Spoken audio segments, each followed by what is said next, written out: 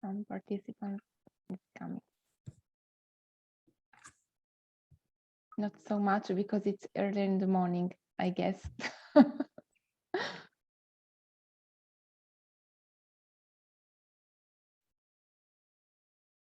Okay.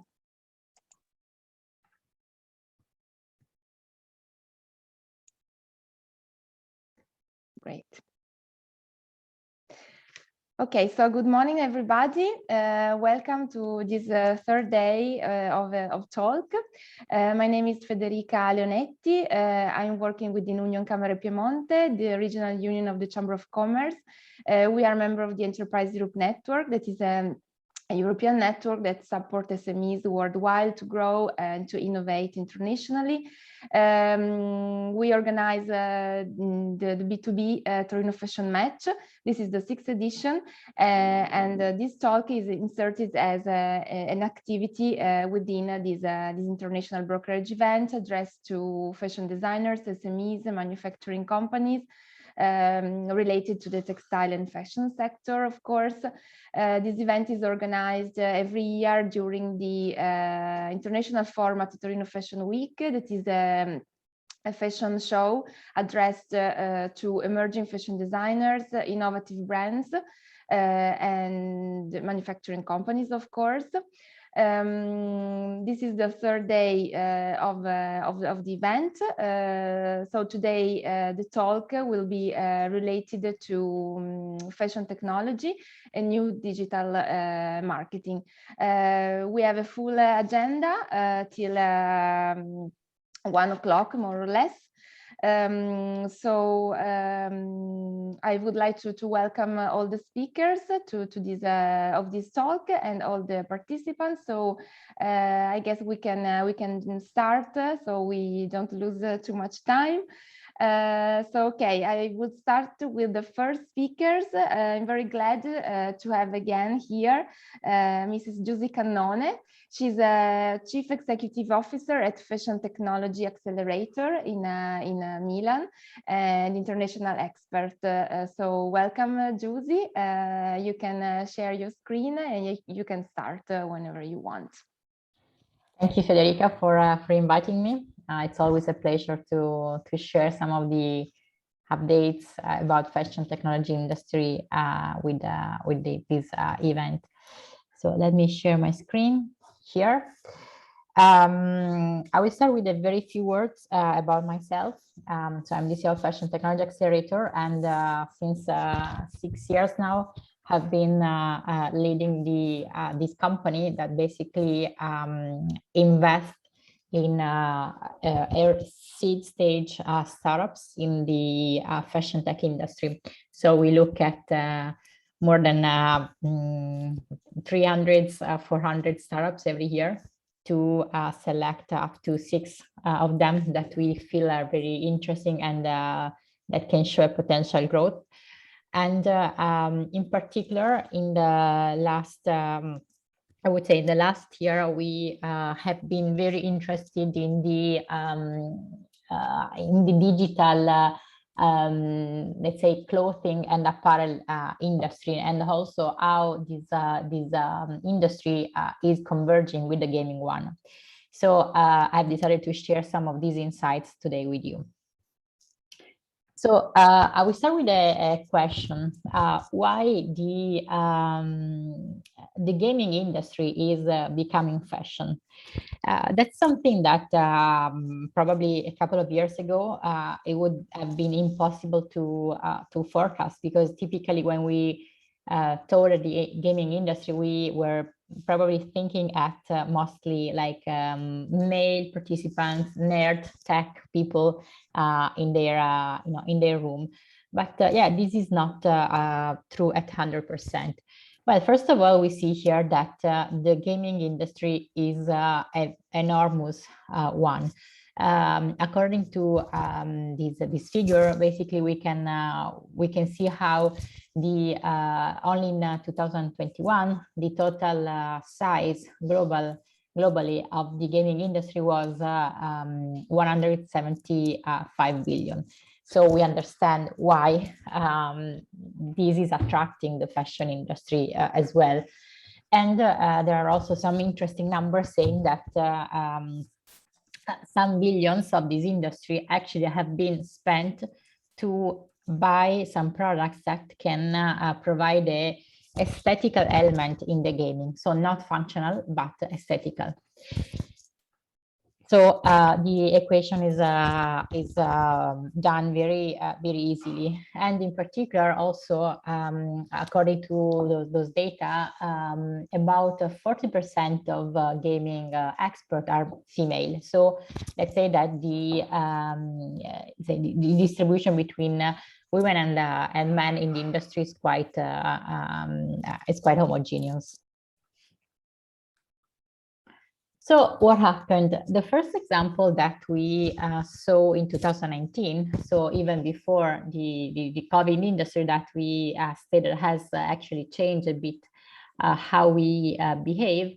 It was this example by the partnership between League of Legends and Louis Vuitton. What happened? Louis Vuitton decided to design the skins for the characters of League of Legends. So if you go on the platform, on the gaming, you could buy simply these skins to play with a different dress. And this was very successful, so that Louis Vuitton also decided to launch a drop of this special collaboration with League of Legends on their physical store. So the collection was both digital and physical, and of course it was successful as well.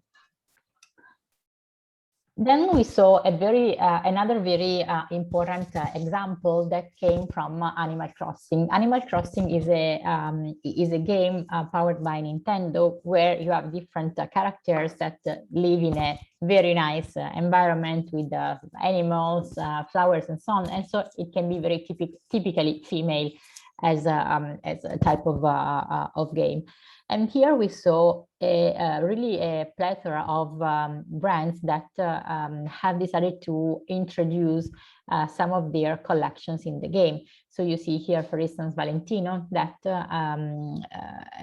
has organized a sort of fashion show in the Animal Crossing. And here you can see that it's the real account of Instagram in Valentino that shared the collection in Animal Crossing. But recently also we saw sort of a shop-in-shop kind of collaboration, because Net-a-Porter has created an island where that was totally branded as Net-a-Porter, and there was also a collaboration with Isabelle Marant that could introduce their collection in the Net-a-Porter island. And if you're curious, and if you go online, you can find dozens of also videos showing catwalks, so complete fashion shows of different designer brand, just showcasing in this gaming platform. Another example is Fila, but it's there are really many examples, in particular in Animal Crossing. But not only, we have seen other collaboration with another platform that is called The Sims and Moschino. What is very interesting is that all these type of collaboration come from brands. Well, I don't say Moschino, but come from brands such as Valentino, such as League of Legends, such as Louis Vuitton, sorry, that are in the luxury segment, and that probably a couple of years ago we would never imagine that they could do any sort of collaboration with this very inclusive somehow environment that is the gaming platform. And of course, I didn't mention here, but the last example that was very somehow successful, that is the example of the collaboration between Fortnite and Balenciaga. We all probably heard of. So really every day, every week, we are hearing about this collaboration. And what happens also next? So it's not only with the gaming industry, but somehow the brands are trying to be present also on the different social platforms through digital avatars. And here we have, for instance, a collaboration between Gucci and Genius, a startup based in the US, where you can decide to create your own avatars and wear clothes by Gucci. So here we did a different step. So in the first, let's say, type of collaboration that I showed you, so the brands would provide clothes for a character coming from the industry. Here we talk about providing clothes for our digital self, so our digital avatars. And on the right, you see another collaboration that was done between Ralph Lauren and Emoji. So the company that allowed to create all the emoji that we can use on our social media. And in this case, you can choose some pieces from the collection of Ralph Lauren just to wear it and share with your friends. In this case, all those clothes are typically you can use it for free. So the main advantages for the brand is to have their presence shared in the social media. So why we see all those examples, all those, I mean, this great interest coming from the fashion brands to be present on the gaming and social media industry. Well, this derives from the need, the perceived need, even more and more in the last years, for the luxury and the fashion brand to be very customer centric. So if some decades ago there was the luxury brand at the center, in the middle of the sphere, let's say, and the customer would follow the brand, today is not like that anymore. So is the brand that tries to be there where the customer is. And since, of course, for brands, there is a lot of interest towards, in particular, young customers such as millennials, but also Generation Z. Of course, the gaming industry is absolutely a place where all brands today want to be. Also to gain the status of cool brand, which is something that then is reflected also as interesting for older generation. And then the next step is the possibility to have a digital wardrobe. So until now, we somehow saw how the clothes will be applied to a virtual self. So something that is not us, is an avatar, is another character, but it's not us. Here we go into wearing our real self. And we see here the probably the most famous example, which is DressX. DressX is a platform based in Los Angeles that has introduced the possibility to buy some clothes which are virtual. So there is not a physical correspondence of the clothes. So how does it work? Basically, you can go on their website or on their app. You can try on through the augmented reality the garment, and then you can decide to buy. When you decided to buy, what you have to do is to send them a picture, and they will give you back a photo with your picture with the garments that you bought. This is a possibility. The second possibility, when the technology is there, is that you will you can have a video, so you can have your virtual garments worn also during live sessions. So, for instance, today I'm wearing a wool sweater, but maybe I could have decided to wear just a virtual shirt, as the one you can see here on the right. So this is possible today, and DressX is one of the startups that make this possible. But there are other, for instance, so Ardrop actually is a company based in Italy, and they give the possibility to buy also some small accessories that you can wear through your normal life, let's say, of course, when you are connected through virtual to digital means. So during conferences, but also to use it on your social media with Instagram, Snapchat, and so on.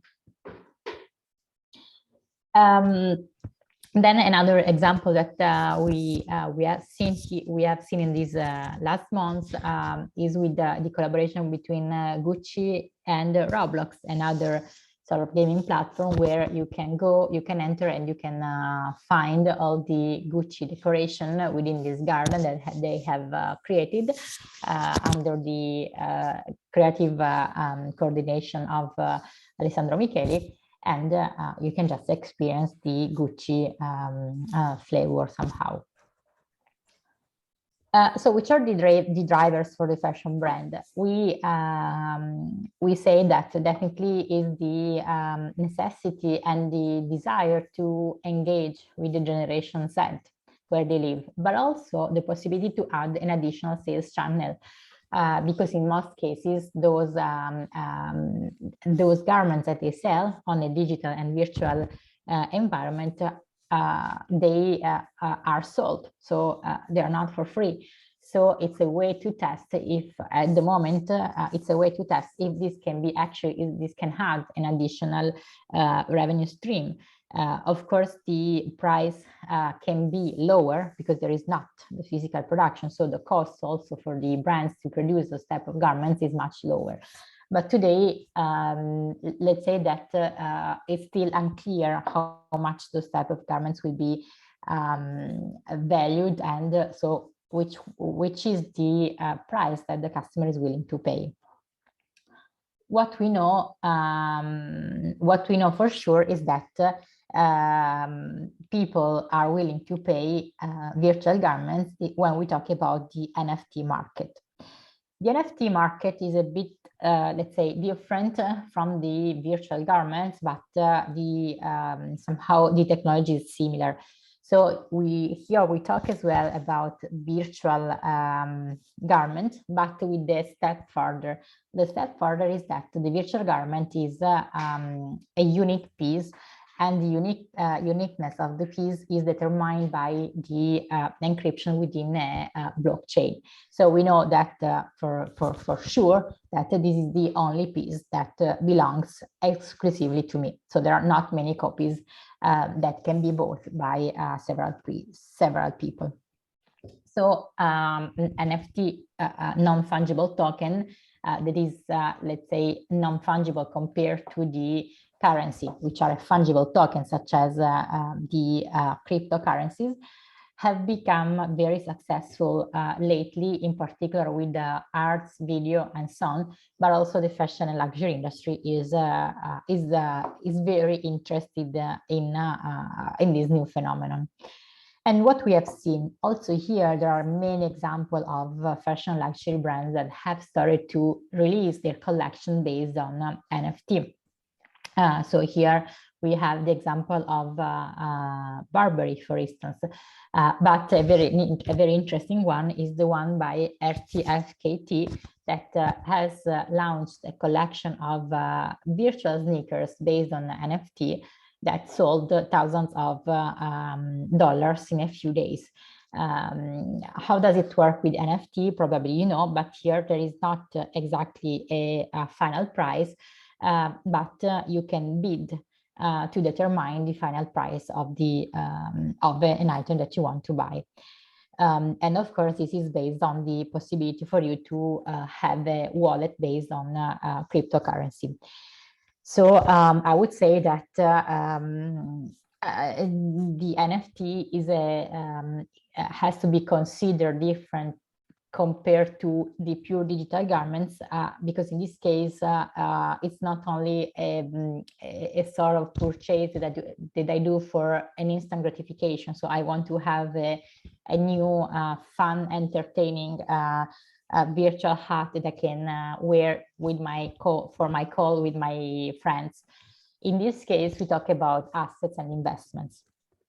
Indeed, some of the assets that people are buying, we see that the value of this asset is increasing. So somehow, for some people, this has become a way to somehow leveraging the value that some brands increase during time. So we all know that an Hermes bag can have their value increase over time. But if we buy an Hermes value and we want the value to increase over time, we don't have to use it. So what's the difference with a virtual garment? So also the virtual garment, we don't have the possibility to use it. But in this sense, it's somehow a similar concept. So we buy an asset because we want to do an investment, because we estimate at a certain point, maybe we can resell it and we can gain some extra money. So the concept of NFT today is really more related to investments rather than entertainment. So I would say that this is the main difference between the two. Okay, so with this I have ended my overview. I hope it was clear. We still don't know exactly where will be how this let's say this will evolve, because at the moment we are in a very early stage of the market. We see a lot of hype both from brands and from investors that have already invested in different startups that have launched virtual garments, virtual marketplaces, and so on. The adoption at large scale from customers is not yet that. So we are curious to see what is going to happen in the next months. Thank you. Thank you, Giusy. It was so much interesting. I was just looking at the chat if we have some questions, but not now. In case I will forward to you, but of course you will send us your presentation, so we can upload it on the B2Match platform. As you said, yes, we will see in the upcoming future, of course, also because the digital trends run so fast. So that's why I wished to have you all here today, because it's a very interesting issue to scout. So thanks so much. It was so much interesting, as always, of course. You can stay here if you wanted to stay with us till the end. So talking about scouting and fashion technology, I pass the floor to the second speaker, Ingrid Willems. She is a CEO and co-founder at Data Scouts. So it's a platform on technology, fashion technology, also that will that scouts also data, international data. So Ingrid, thanks for being here, and you can start whenever you want. Yes, if everything is well, I'm now sharing my presentation. Yes, we can. Perfect. See it. Perfect.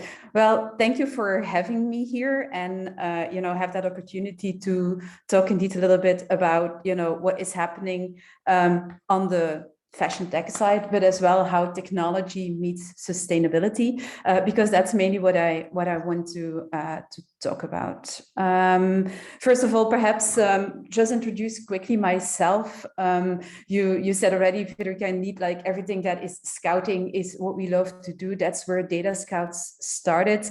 I've been an entrepreneur and an ecosystem analyst for quite a while now, looking at how technology innovation is changing the way we live, the way we work, the way we interact with each other. It all started like many years ago, when I started being very much involved in quite a wide range of digital marketplaces, being it in the transport sector, being it in the housing sector, or just for online purchasing purposes. And I noticed many years ago how important data is, but as well how important connection and relationships are. And that is where really my passion started for breaking down silos of data, because we live in a world where there is a lot of data, but at the same time as well, everybody owns his own data. It's so hard to share that data. But I'm a big believer in collective intelligence. I really believe that if we want to really tackle the big challenges that we see today in the market, in the world we live in, we cannot solve it on our own. So we really need to tap into collective intelligence, because by using data, by connecting with others, by being part of an ecosystem and a platform, we're able to get more done, to have larger collaborations, to look into new business models, and have as well that connection between large and smaller companies. And I think that is what has been driving me over the last 5 years when I started Data Scouts. And that's, on the left side, you see me, but I feel sometimes I've moved into the little agent you see on the right side, scrolling the internet, scrolling multiple databases in order to get really an angle and information about how a market is changing and how it is evolving. Why I'm talking here today as well is, although our platform is a very generic one for scouting innovations, scouting startups and technologies, and developing insights about the trends and the scenarios in a market, we've been very strongly involved in fashion technology, wearables mainly, as well into sustainable fashion over the last couple of years. And some of you might remember we started with Wear Sustain.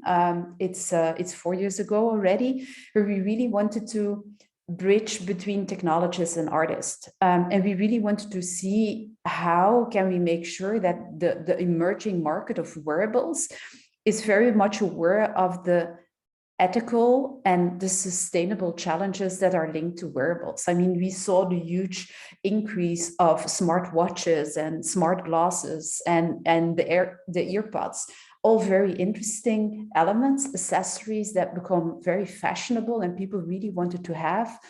But there is a negative side of that as well. There's a lot of additional waste that is created. There's a lot of, consumption that is happening that is not for a very long time, as it is fashionable elements. We tend to want to have the newest iPhone, the newest AirPods every couple of months. So we need to be very well aware as well on what the effect is of the new products and the new solutions we're bringing to the market. So for me, that was a very interesting approach to really look at the creative side and at the technology side at the same moment from that perspective of sustainability.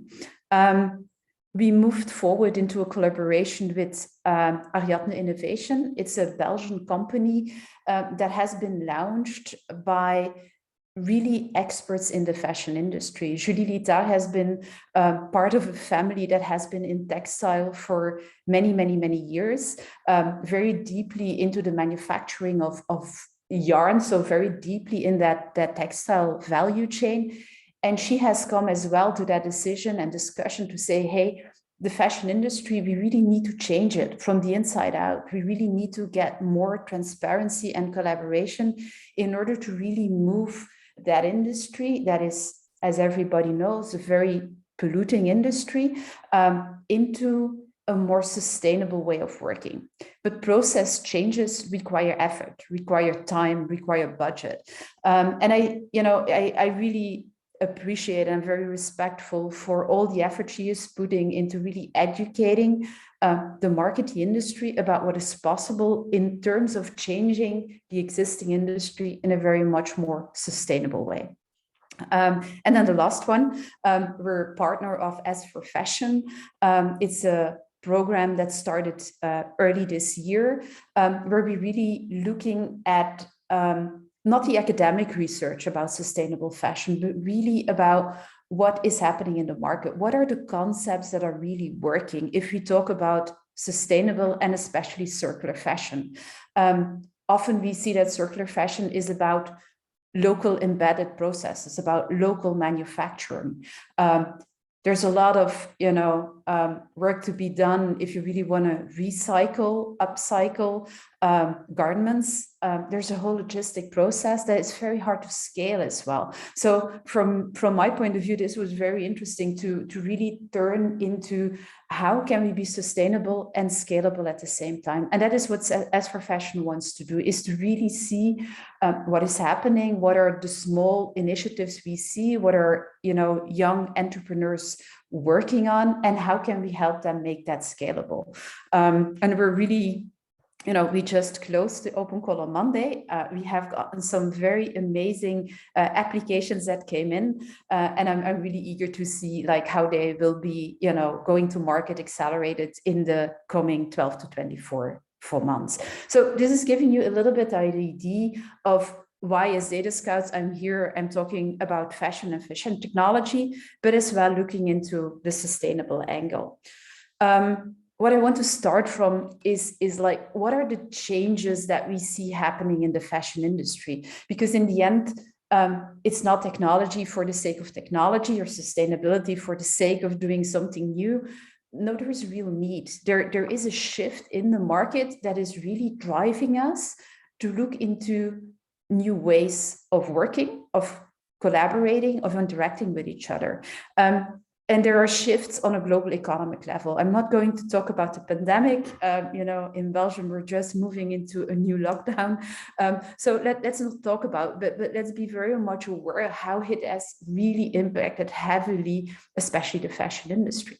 But besides those global changes, economical changes, the consumer has been shifted. And we heard it just before. The new generation of consumers is much more conscious on the one hand about what they're buying. They're very much more driven by inclusiveness, by sustainability, by uniqueness as well, and by standing out, by being unique on one hand. So what we're seeing happening is on one side a digital sprint. I mean, the new generation is fully digital native. They buy online, they share continuously online, they're interacting with the world continuously. So they're very open to embracing completely new channels, means to interact, to shop, to buy. So it's real, and I think that has been accelerating tremendously during the last couple of months and years. But at the same time, the consumer of today, due to the fact as well, we live in a world that is very transparent, is very much aware of with which brands he wants or she wants to interact. They're looking for justice, they're looking for fairness, they're looking for truth. And I think this is a complete new thing where the whole greenwashing doesn't work anymore. You need to be truthful. You need to be real. So the sustainable angle is a very important one. I'm just going to the other ones I highlighted that are much more in the system, in the process itself. COVID has highlighted that we cannot continue just producing 4 different collections a year and just go at a high pace. We really need to rethink our processes, and we need to rethink the way we consume. So we need to go away of mass production much more into an on-demand production. We might want to move away of producing in China and moving it all into other places in the world, and look into more local concepts of production. As I said already before, the deeper partnerships, this consciousness that together we can do more in a better way, is something that we see coming back, and fashion industry seems to make a huge shift in that perspective. The whole retail experience is moving away. I mean, we're not going into a shop anymore. We see much more this combination between physical and digital. Come back to that one later. And then, of course, we have the whole work revolution. We're not an employer or an employee for a lifetime anymore. We want to do what we're good at. We want to work at the same time for multiple brands and multiple companies. So here as well, we see an open workforce that gets a lot of new opportunities, but a lot of change as well. And the color codes are indicating that there is technology changing at a very rapid pace, but at the same time, sustainability is becoming much more important than it has ever been. And I think this is, you know, what has been driving us as data scouts over the last couple of years to really understand, like, how can you embrace technology and at the same time embrace sustainability in order to really innovate with a purpose, is really innovate in order to have impact. And if I look into the deep dive I wanted to do going forward, is like, what does it mean in terms of digital fashion? I mean, for me, that's a little bit like the summum of being technology driven, but at the same time going very far in terms of sustainability. Let's start with digital fashion. For me, being, you know, at an age where, you know, wearing fashion is still what fashion is about for me. It's about clothes. It's about feeling, you know, feeling happy, healthy, you know, comfortable in what you're wearing. We see a huge shift that is happening where digital fashion is providing a completely new avenue, a completely new approach for designers to sell their designs, to be creative, but as well for customers to wear them. You don't need to have it anymore and to wear it. You can use it online in the virtual universe where we're all part of. And I think that is very fascinating, that people start feeling very comfortable to buy fashion that you're not wearing really anymore, that you're wearing in that digital virtual universe that we're part of. And if you look at what is driving this, yes, it is partly driven by really cutting the environmental impact. We cannot continue flying through the world. We cannot continue shipping goods throughout the whole world in order to feel happy. You know, there's other ways of doing that as well. So it's really important for many designers today, for many brands today, to think about what is their carbon capture impact, or their CO2 impact that they have on the world, their digital their carbon footprint in the end. But at the same time as well, there is this wish of scale, of the capability of, you know, being unique, being specific, of expressing yourself in the new digital area. So that means as well, there is a digital economy that is quite scalable, much more scalable as traditional fashion ever was, while cutting away exactly all the barriers that we've seen. And of course, there is a new revenue stream. I mean, new ideas can only really get to maturity and to scalability when there is as well an economical impact of it. And we see linked to these concepts of digital fashion technologies popping up as blockchain, as NFT, as, you know, new concepts of how the web is evolving, but going as well into virtual and augmented reality. It's like, how do you want to be part of that digital fashion experience?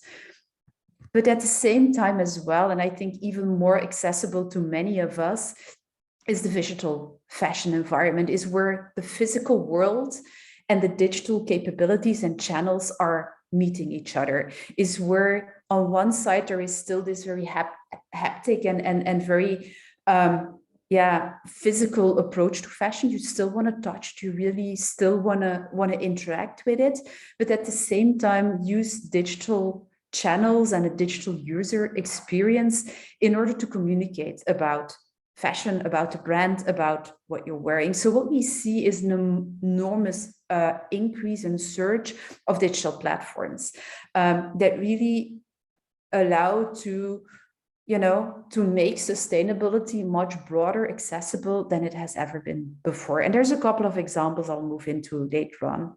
At the same time as well, if we talk about sustainability and fairness from that point of view, we feel as well that the digital area gives much more credit to the real creators, the designers that are behind the brands, or even new brands that get the ability to show themselves and to present themselves.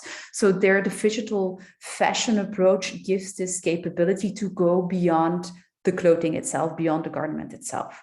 And then, of course, we come back to the collaboration aspect of it, the platforms of today, the new way of working.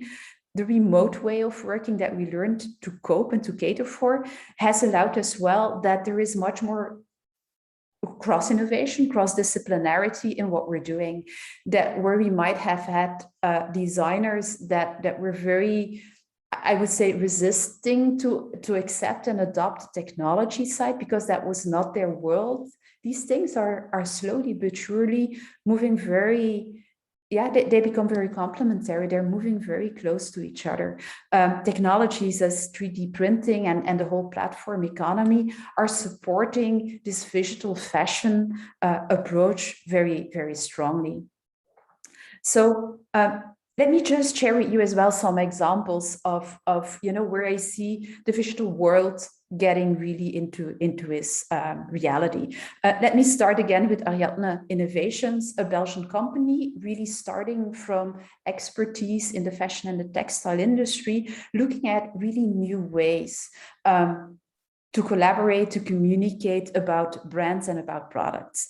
Ariadne Innovation, the company linked to Julilitar, has launched this year three completely different products, but always with that same concept of becoming much more sustainable as it was before. On the left side, they launched Ellie Connect, a digital platform that really helps to map and monitor the sustainable textile ecosystem. It's a platform on which it's powered by Data Scout, so it allows them really to use all the capabilities of automatically capturing a lot of data that is available in the internet that is linked to sustainable textile. So there is collective intelligence in the knowledge of the crowd, in the internet, the digital information that is available. But at the same time, the platform has become the platform where all these professionals in the B2B atmosphere that are linked and interested in moving to more sustainable processes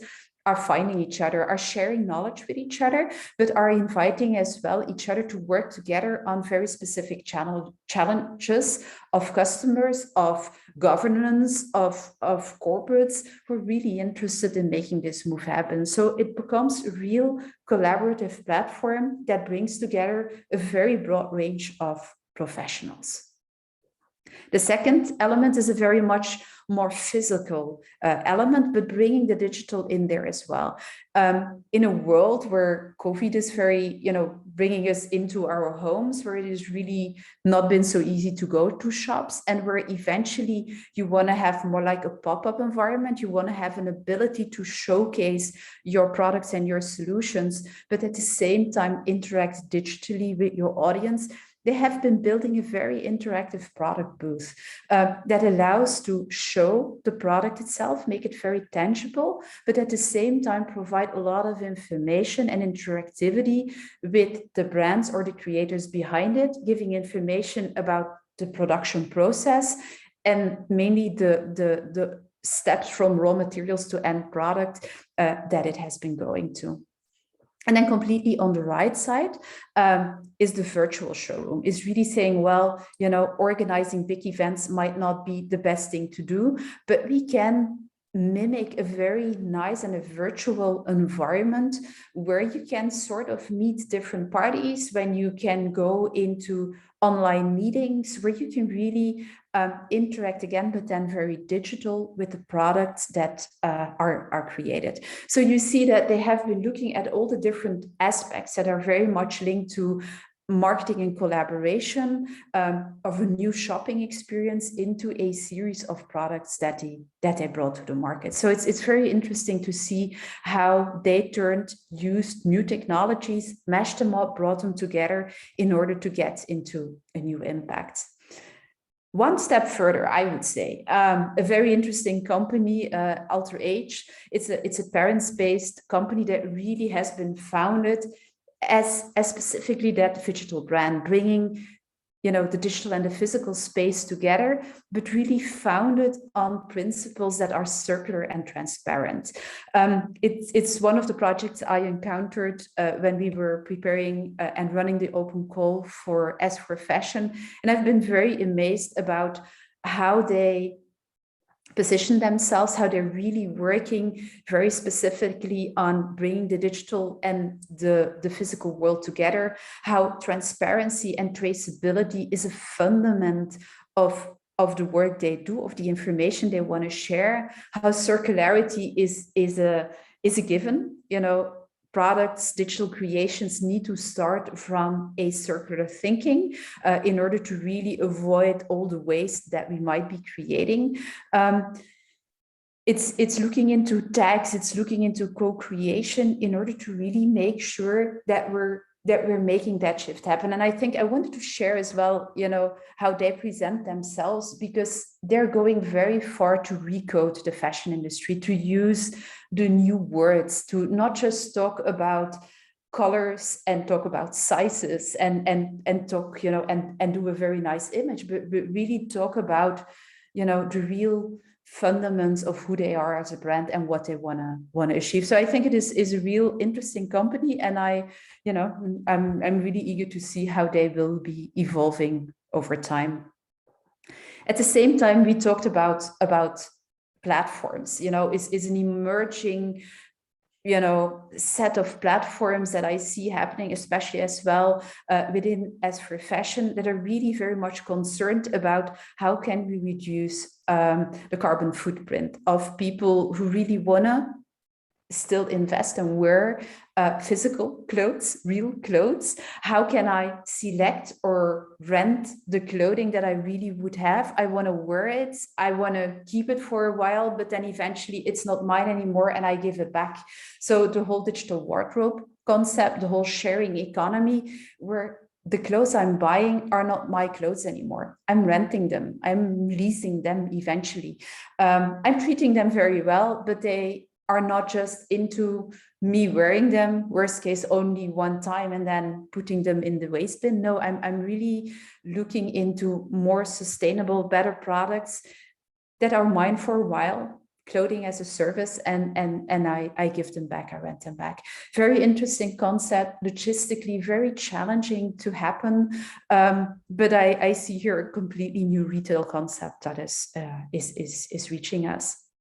At the same time, I see as well platforms as Kosh, also Belgian platform startup, who really wants to, you know, provide more visibility about where can I shop sustainable, what are these sustainable brands and where do I find them? Because often that is something that has been holding us back as well. I would say of really going there is, you might want to buy sustainable clothing, but you just don't know where to find it. And if you see it, you're not sure if this is greenwashing or it is real sustainable products that you're buying. You don't know even where it has been manufactured and under which conditions.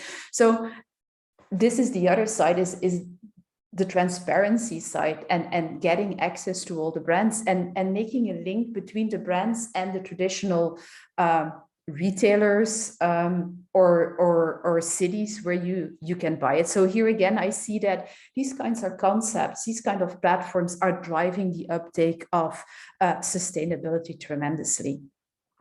And then, of course, we're coming again into the NFT space. Of course, if we're buying online, if we're buying digital fashion, how do we make sure we own it? How do we make sure in the end it is unique? And I think what Digital-X and Polygon are doing together is an amazing way, I would say, of combining those different elements, of really making sure that there is a onboarding of these new concepts through games, through sports, esports, but as well through traditional fashion. And again, here combining the digital and the physical space. So I think here again, a very interesting company that was just founded, but is showing really interesting concepts towards the future. This is on a brand level, but at the same time, what we saw before as well, on an ecosystem level, there's a lot of elements that are happening as well. And when I looked at the Aura blockchain consortium, I'm very amazed how those luxury brands are finding each other, are really starting to collaborate. On one side, of course, to become a technological hub for brands. How can we use blockchain? How do we offer transparency, traceability, personalization, by really starting to bring different brands together on a technological level? So what I see happening here on the Aura side, especially also on the luxury brands that have, a very high importance to remain, the luxury brands they are, to secure the identity of their products, to fight counterfeit in the end. So here again, very interesting how technology collaboration allows us to really move forward on the sustainability side. Well, this is mainly what I wanted to tell you, what I see happening in the different ecosystems that we are scouting and monitoring for the moment, looking into technology and sustainability. And I want to end just with inviting you to stay tuned around S for Fashion. As said, we just closed our open call. We will be presenting, a very amazing range of new startup concepts around circularity and sustainable fashion early next year. It will be March next year, where we really will showcase everybody who has been selected on this amazing project. I'm looking forward already to present them to you next year. If there's any questions, I'm happy to answer them, and otherwise looking forward to seeing the upcoming presentations.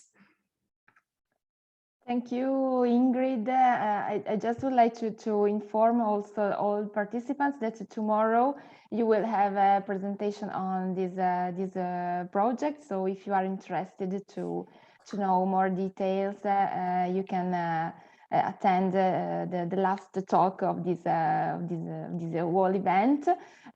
So thanks so much. It was a very interesting presentation and a big overview on the new technology trends related to fashion. And for sure, all brands should adapt to these new technologies, because of course ICT runs so fast. And to that purpose, I also remind all participants that also within the brokerage event, the Torino Fashion Match, you will have a lot of contact. You can find a lot of contact related to ICT suppliers or new services. So it's also a way to connect international with those kinds of new technologies all around. So thanks so much, Ingrid. Very, very interesting. Thank you for attending. You can stay, of course, with us. So now I'm going to the next speakers. So to present Elena Rao. She's a founder and creative director at the Here Fashion Hub, an international brand. She will highlight some tips on the post-pandemic digital marketing landscape in Asia generally, but more specifically in the Asian market. So thank you, Elena. Hi, good morning, everyone. Nice to have you all. Good evening if you're based in the other side of the world. I'm Elena Rao, and can you see my screen already now? Maybe I will try again now, and here we go. Okay. Is it on? Yes. We can launch it. So first of all, let me introduce myself. I'm the founder of Here Fashion Hub. We are based in Hong Kong and Milan. So actually our view is always cross-cultural. We are a design platform, so a fashion design platform. That means we are mainly creators. We develop mainly fashion accessories and garment also, but we are specializing in hardware and travel accessories, working for other brands in Asia and Europe. And by the way, we are also involved in the process of launching our own brand recently. So we found also what Ingrid was explaining extremely interesting for pragmatic purposes as well. So our vantage point is cross-cultural between Asia, that is meant as China mainly, but of course we also have people in Vietnam, and we traveled throughout Asia, including India, Cambodia, and well, occasionally Korea, etc. So let me quickly go through who we are, so you can get a deeper idea of what is our added value in the conversation. So we are based in Milan and Hong Kong, and we are a fashion creation platform empowering industry players. How? because we also leverage our network, organizing events and giving visibility to emerging designers. As you can see, we were co-organizing fashion weeks, design weeks in China. I'm myself a Hong Kong resident, although I find myself in Italy at the moment. So we get insights from the designers themselves in different countries.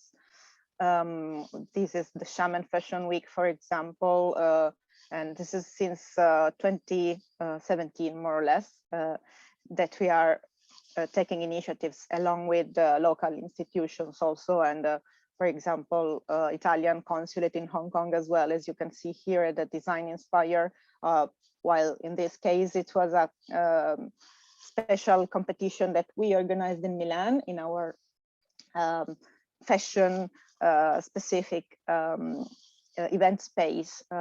It was based in Tortona area. So our function is being a sort of booster for the cross-cultural fashion dimension, okay, with a focus in Asia. This is a fashion competition about digital design, by the way, that we have just finalized a couple of days ago, and we are now giving the awards to the winners. And again, maybe we can also find some level of collaboration with Ingrid later. And last not least, just to give you a full view of what our platform is all about, we are also trying to support and give visibility to the Asian sustainable material producers in Europe. So we showcase their items and catalogs in our Milan showroom that we call Green Gallery, just to use a simple language. Anyway, we hate greenwashing, and we try to be all about real content and adding value to the brands that need to implement sustainability and also, well, a digital aspect of fashion. But compared to Ingrid, I will now go through a more marketing aspect of it.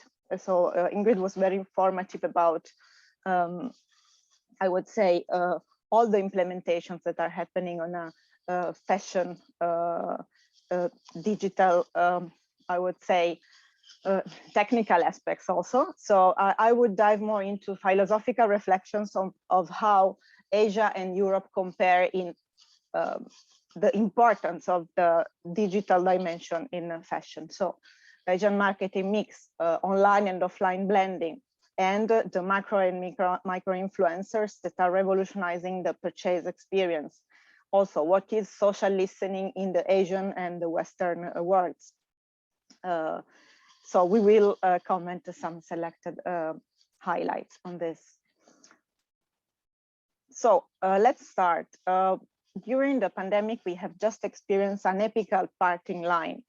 So before the pandemic, digital was still like an option. So the question was if something should go digital or not. After the pandemic, the question became how a certain service or product could or must go digital, rather than just the if. So it literally became the new normal, to abuse of this common sense expression. This is particularly true when we work with Asia on a daily basis. So daily operations are linked to our pencil identity facts. We are also experiencing this, like in Italy now we are also implementing the speed identity for any operation that we have to go through for bureaucracy purposes, and also the elderly are having trouble with this, as we know. So they're getting deeply depending on some digital tools, even with the COVID pass system. This is also a revolution that is testing the ability of the audience on this note. And this is our reflection that digital just turned into a synonym of valid in a way. So we are now diving in the analysis of such validation concept, both in some theoretical and practical aspects. So being digital in a way is being valid. So that's a paradox, but a virtual garment in a way will become more valid than a real one. It's like more real.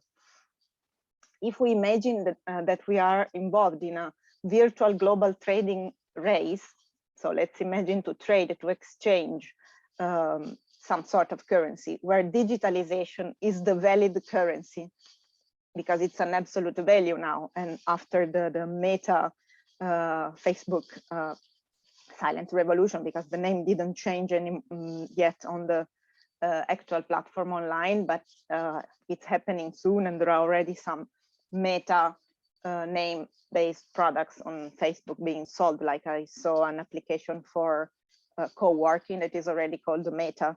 So the Meta dimension on Facebook will become, for example, one of the environments where this validation will be probably be implemented soonest, to wear one of the virtual garments or any other virtual tool that will become more real than the real world.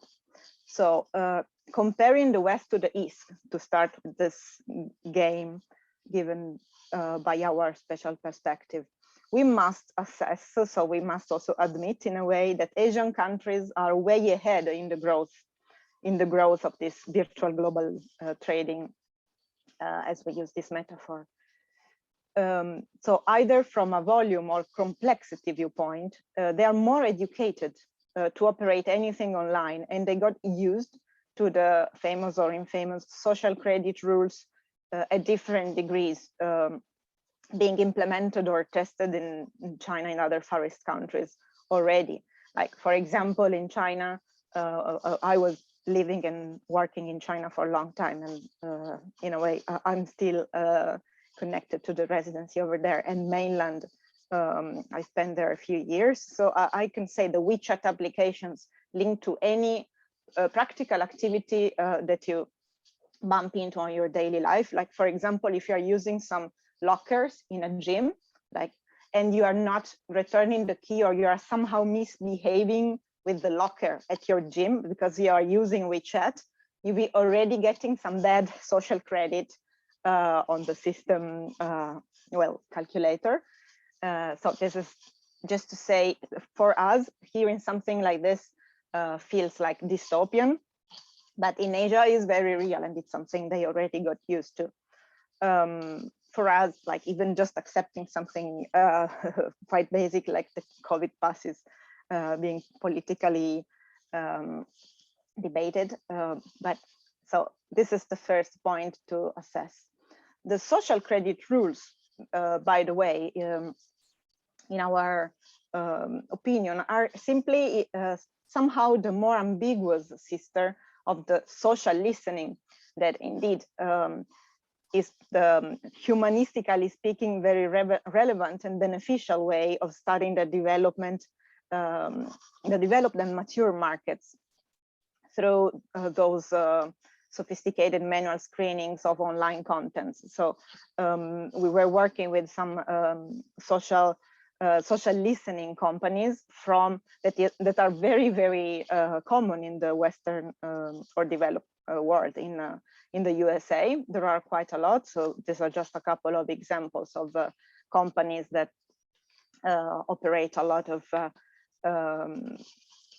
very valuable. It's a kind of cherry picking of online information. So what they do is that daily screening and human thinking based. So it's not an AI activity, it's completely human thinking centered. Screening of contents and comments and spontaneous writing online, of the reviews, of figures that they go creating, even inventing the criteria to gather the data, to sum up and then gather to the clients valuable information about results of their marketing campaigns.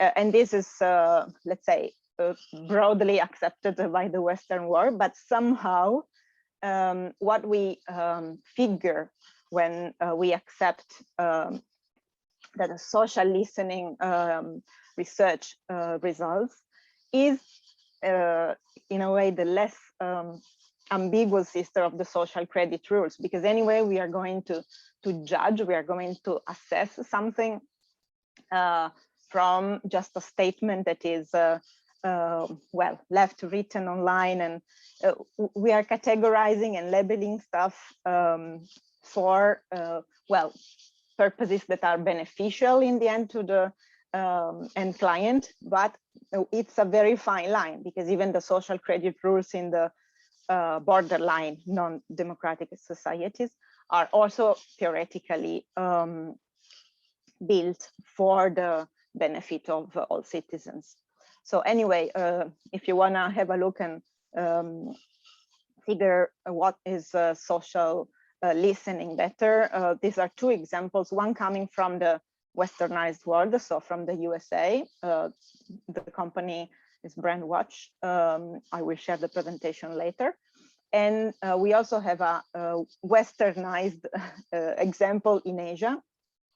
This is a company we also partnered with in the past for some market researches. It's Beefluencer.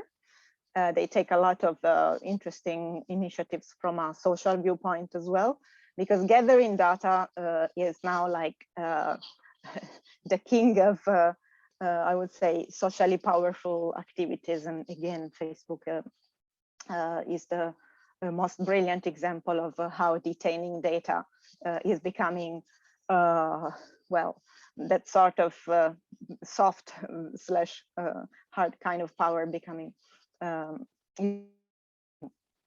the government or institutional one somehow. So sorry if I go all philosophical, but this is what the attitude that also allows us to really understand phenomena and sensations in a very practical way in the end. So analyzing other strategic advantages or disadvantages from the West or from the East. What we can account as a strategic advantage from the Western side, say with regard to the development, the fast development of digital applications, is that having a stronger influence of the public opinion and more regulations, slowing down any implementation of the system, leaving out any judgment about it being more of a positive or negative progress. So any progress, any change will be slowed down by the institutions and regulations. So in a way, they or we in the West are more protected from the bursting of potential bubbles in any case.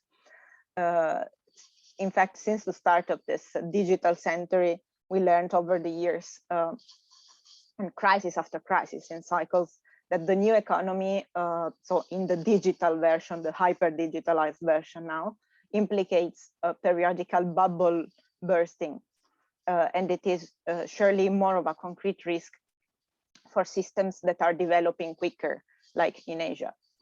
On the other hand, the quicker East mode can take immediate advantage of trends when they bring some brisk positive effects on market or society. Like, for example, during the pandemic, they were much better prepared to face the home delivery for food supplies.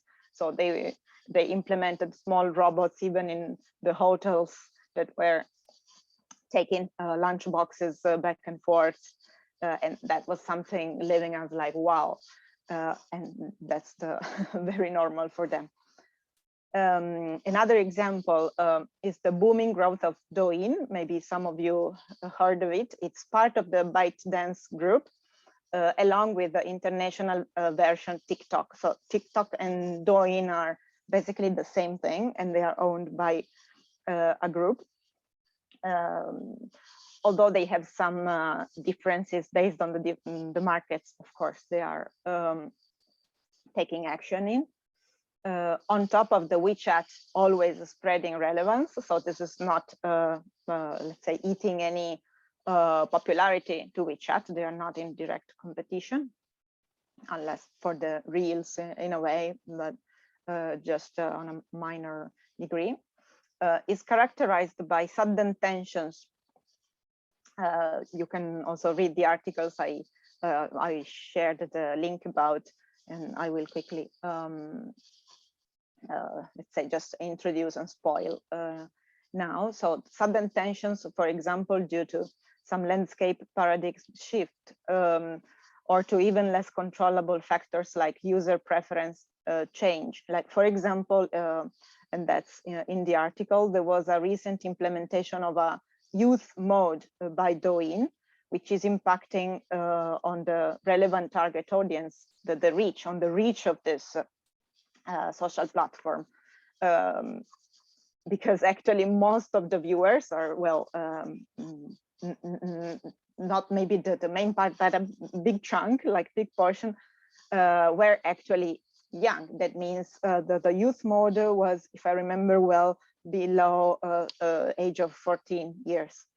So a lot of pre-Generation Z, or anyway, the juicy target for the commercial offers that are on the platform are right to those people, to those boys and girls.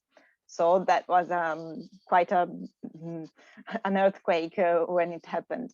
In another example, always in the articles you find the link of, is the litigation ongoing between the mentioned giants that are WeChat and Douyin.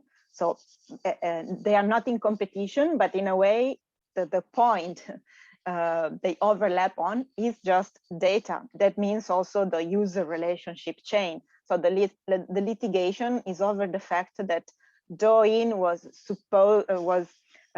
allegedly using and stealing in some manner the user relationship chain of WeChat, because WeChat is on the market for years now, while Douyin is like the younger, successful brother company. And of course, if the data, or anyway the preferences of the users somehow are hacked by the other company, it's like all the work that WeChat was doing for years to build such immense platform could be like exploited unfairly by the other fresh upcoming company. Anyway, Douyin mentioned that they didn't steal any data, and now they are still in the fight, and they were just collecting available information from the open part of the platform. And this could be true. Actually, this is also something that requires a very technical skill for giving an opinion about. It's like we actually can't have an opinion, and I wouldn't like to be in the shoes of the judge, because I guess it's like giving an opinion on nuclear power. We have all to become very, very technical and nerdy about this if we really would have to vote, like, or who knows who's right here. Well, yeah, another very interesting example of how both the abrupt change of paradigms and also about the China awareness of their digital dimension value. So they're becoming very, very much aware of the huge potential of their progress, of their being ahead in this race.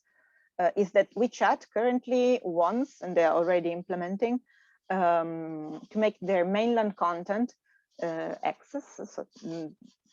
access their mainland, like domestic content of WeChat will become more and more difficult. So it will be more exclusive. We can all have a WeChat account, of course, and maybe some of you do have on our platform. We use it on a daily basis to share content, to write fashion culture articles and issues to the audience. But recently, they operated a sort of split of the platform in two. That was surprising, especially the Western audience. We didn't expect it.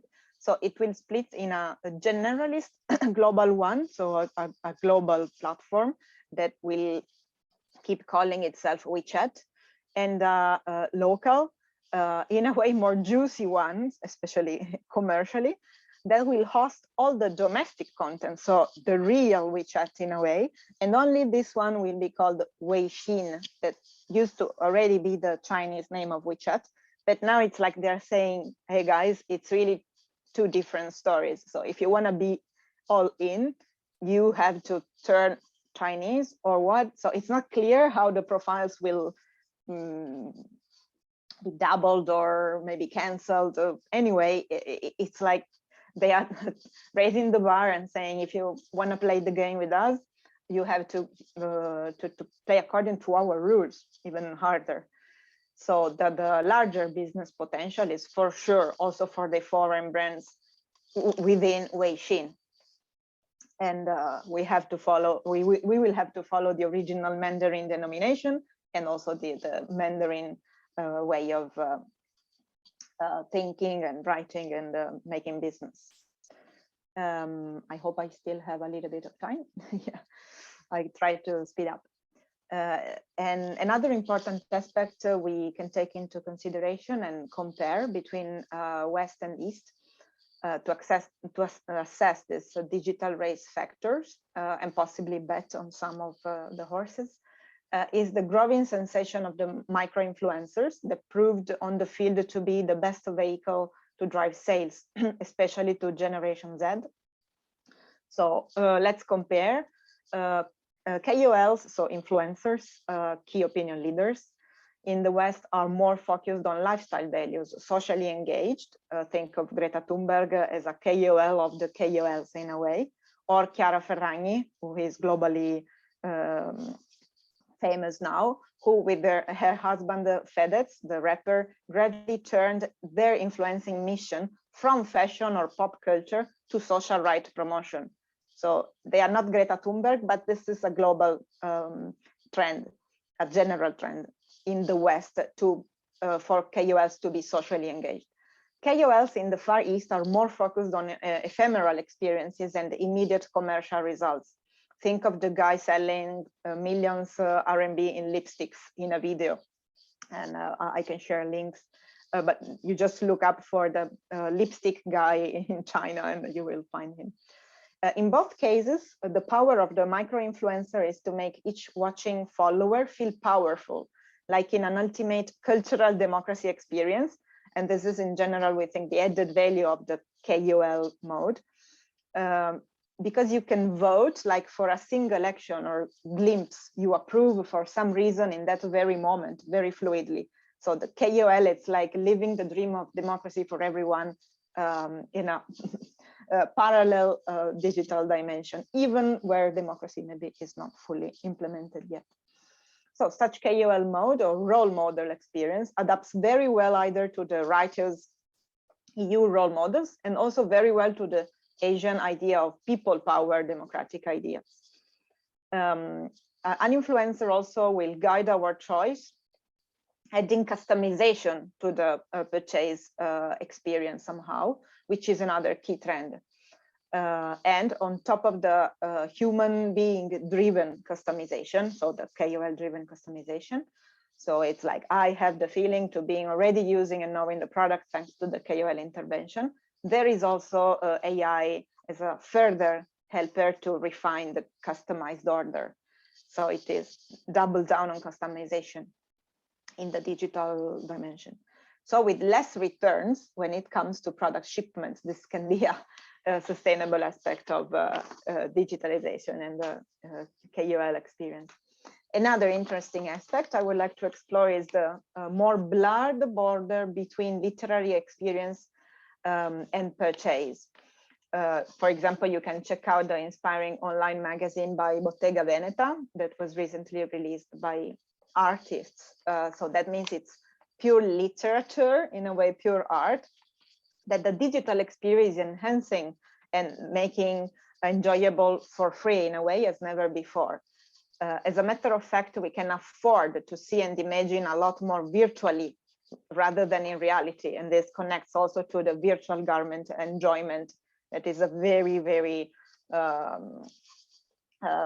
big opportunity we have to reduce the physical garment waste in the future too. So the lack of travel over the last 2 years, as the last point to add to this reflection, was for sure a further reason to replace it with virtual activities. And a closed China, so China on lockdown, meant around 1 billion extra dreamers connected online. So think of the volume. Plenty of people locked in their homes and dreaming. So this used to be probably the biggest boost to the virtual dimension fast growth in China / Asia recently. And as a side effect of increased virtuality, we have to consider that the energy consumed by the increasingly sophisticated and powerful servers used to store the data are going to be less and less sustainable if we don't implement new solutions to cool this hot issue down. Sorry for the pun. For example, Microsoft is testing the data server storage in the ocean depths to save cooling energy and also minimize human errors in handling the structures. This is, if you will read the article, it's a pretty interesting point, so that humans were actually not helping, but disturbing the system with regard to errors in management. And to go toward the conclusion, last but not least, personally, I consider this theme very key about the e-commerce sustainability. We have to tackle this because when we talk digital, there's a lot of potential to be more sustainable, but as said, we have the server heat issue to handle. Most of online transactions will result in something physically executed, be it a package dispatched on a trip or a trip realization, so like a travel booked online, or a virtual showroom visit that will convert into a physical product handover at a collection point. So this is still pain in the neck, and we are still working to find more sustainable options for product packaging materials to protect the goods back and forth, and also the bulk packaging materials used for warehousing and logistics. And well, I go very quick through this because it was very well treated by the former speakers as well. This issue can be avoided by the new trend, but it's still a niche of virtual fashion. Like, for example, The Fabricant. This is a Portuguese company we partnered with in the recent past. You can explore, and they also produce virtual fashion items for the online enjoyment. Anyway, there are probably more potential benefits in all this. So the virtuous side of virtuality is probably the dematerialization altogether. That means we are learning to live with less matter, so materials around us. Of course, if we only use the occasion to give up some product purchase, since we are already enjoying them virtually and don't need to buy them physically anymore, like in a gaming enjoyment, this would be the win. So only the server's energy feeding issue remains. We go baby steps. A wise balance between all these aspects is very much needed to fight, and I will conclude on this important point, to fight not only the climate change, but also the mental health issues that may come from virtuality invading our lives. So we also think that mental health will be the next big, let's say, topic to address, the next issue to address when we will all be connected to this meta universe. And that's it. Sorry if I was a little bit too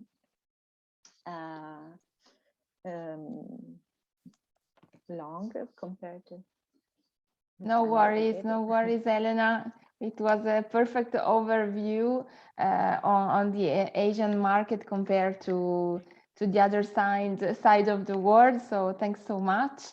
We will, of course, leave the presentation for those who wish to check it again. So if you don't, thank you. Just checking some questions, but I don't see. No. Thank you, Elena. So very interesting. So, okay. Thank you, guys. Thank you See so you much. Later. Ciao. See you later. Thank you, Elena. Okay, so now we can go through the agenda with the next speakers. I'm very glad to invite on stage Sara Giusti. She's an economist at Intesa Sanpaolo Research Department, Industry and Banking Research. So welcome, Sara. Good morning. Good morning. She will give us an overview of the Italian fashion sector after the pandemic. So thank you, Sara, for joining us. It's a pleasure to have the Intesa Sanpaolo group here with us. So if Elena can stop sharing, Sara can already do the same. Thank you. Yes, thank you for this opportunity. I am an economist at Intesa Sanpaolo Research Department, and I would like to present you our study on the Italian fashion after COVID-19 pandemic. I would like to share my... Yes, maybe... yes, sorry, Elena, just a moment. I'm trying to stop yes. sharing, but I don't know, for some reason it's a little bit blocked. So I stop share. Okay, Perfect. thank you. Okay, sorry. No worries. Okay. Could you see my screen? Okay. Perfect. Thank you. As I said, I would like to present you our study on the Italian fashion after COVID-19 pandemic. Well, first of all, the fashion industry is a key sector of the Italian economy that includes the textile, clothing, leather goods, jewelry, eyewear, and cosmetics sector. In Italy, these sectors often share the high quality of artisan production, speed, flexibility, and efficiency of response. In fact, many Italian operators in this sector work in the high-end and luxury segment. With a turnover in the area of 100 billion euros, the fashion industry accounts for 10% of the manufacturing sector and employs over 525,000 employees. That is the 14% of all employees in Italian manufacturing. The Italian fashion system also represents excellence at the European level, as Italy is the leading production platform in Europe. On the right side, you can see the trade balance. In fact, moreover, in terms of the trade balance, Italy achieved a surplus of more than 30 billion euros in 2019, while, as you can see, Germany, France, and Spain had significant deficits. This positioning confirms and summarizes the peculiarities of a highly competitive sector that is highly prominent on international markets and is strongly based on districts. In fact, the Italian fashion system is characterized by a large number of districts to which many of its excellent results can be attributed. There are more than 40 districts in the fashion system that we study, and they account for a significant component of the fashion industry, with 56% of exports and almost all of the trade surplus, 86%, as you can see on the right graph, in the sector, in the fashion sector. Indeed, in some sectors, they are responsible for almost the totality of the turnover, as is the case with jewelry or tanning. District organization's peculiarity is that the virtuous interaction between the businesses happens in specific delimited geographical areas. This is then complemented by a fabric of subcontractors that are able to fulfill the requirements of the lead enterprises. They are characterized by a set of knowledge, skills, experiences, values, social interactions, and institutional networks that have developed over time, explaining why industrial districts are much more competitive than alternative production structures. Here you can see our the list of the districts we usually analyze. Our research department analyzes 41 districts belonging to 4 main sectors: textiles and clothing, leather, jewelry, and eyewear, that are spread across most of the country. An additional feature of Made in Italy fashion is the quality of production and the presence of leading companies and internationally renowned brands. In fact, it is the larger companies that have the most developed strategies in terms of both patent intensity and presence on international markets, whether directly with subsidiaries or through exports.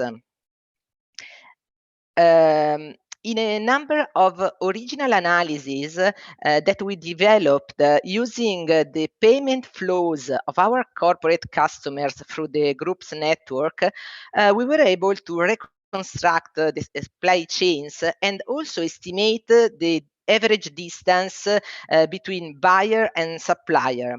This exercise showed that proximity was a major factor for fashion districts, as were long-standing relationships.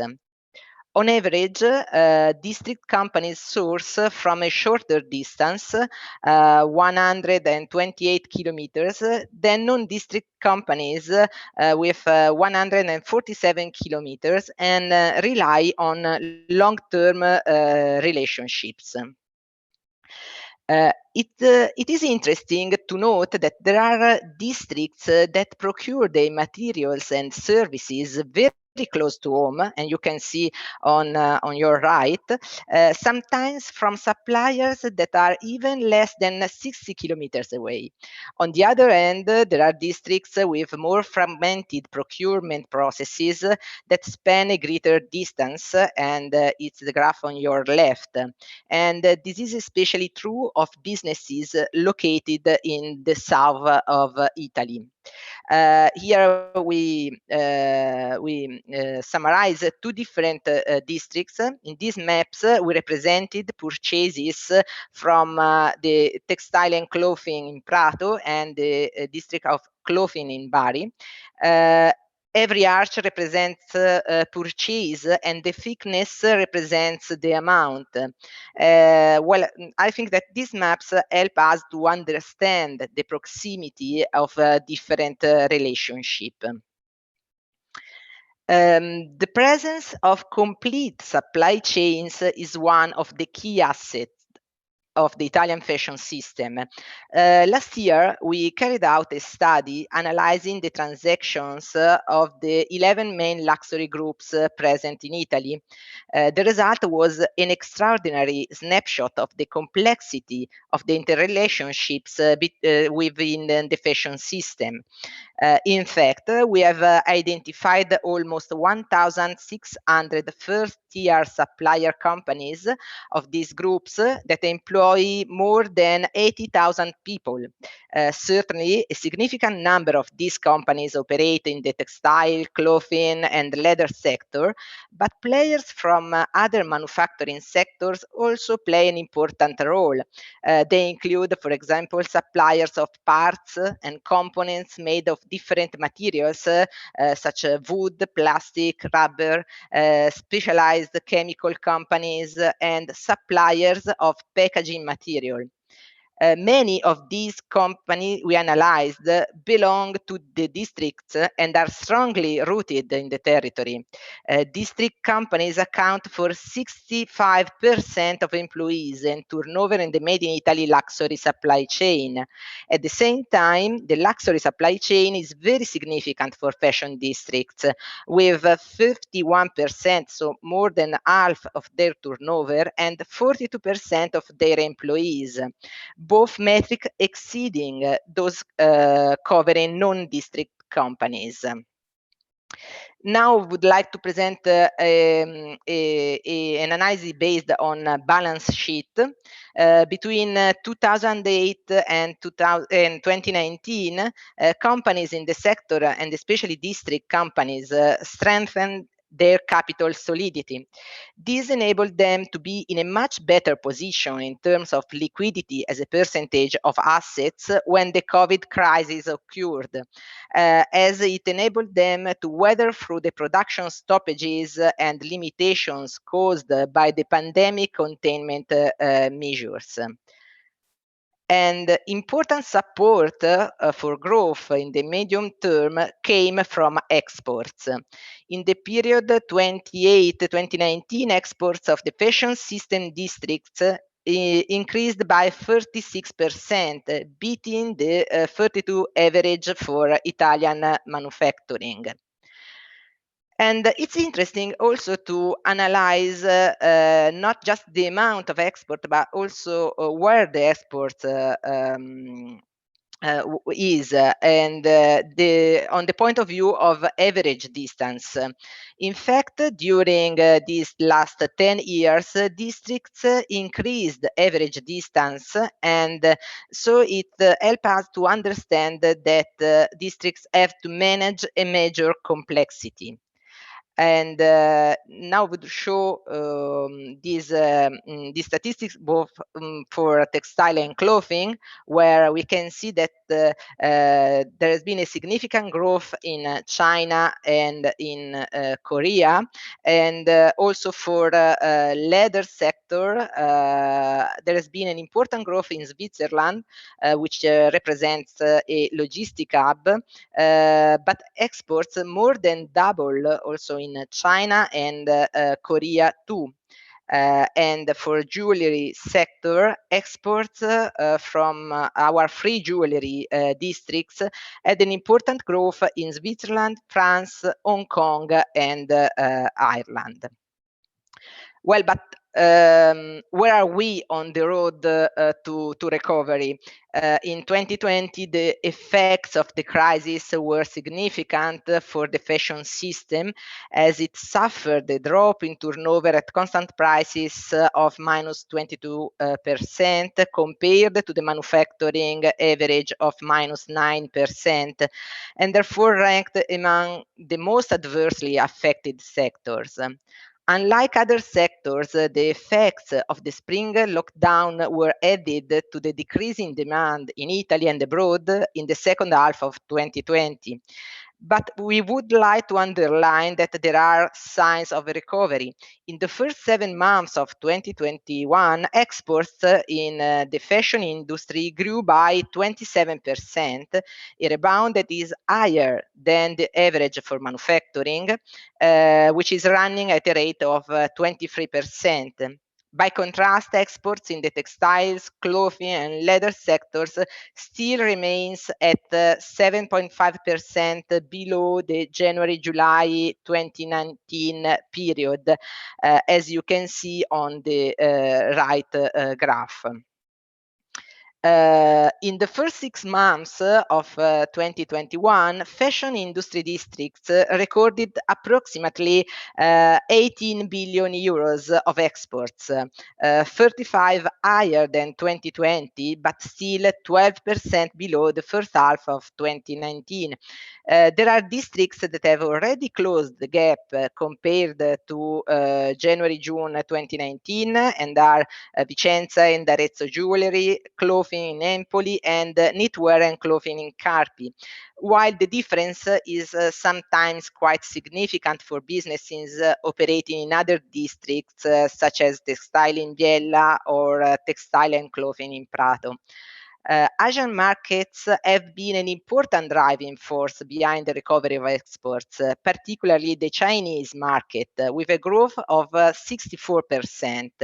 This phenomenon is linked to the recovery of demand in the Asian market and underlines how Chinese consumers are buying directly from within China through the online channel and purchases at duty-free shops, thanks to the policies of the Chinese government, which has raised the amount on tax-free spending.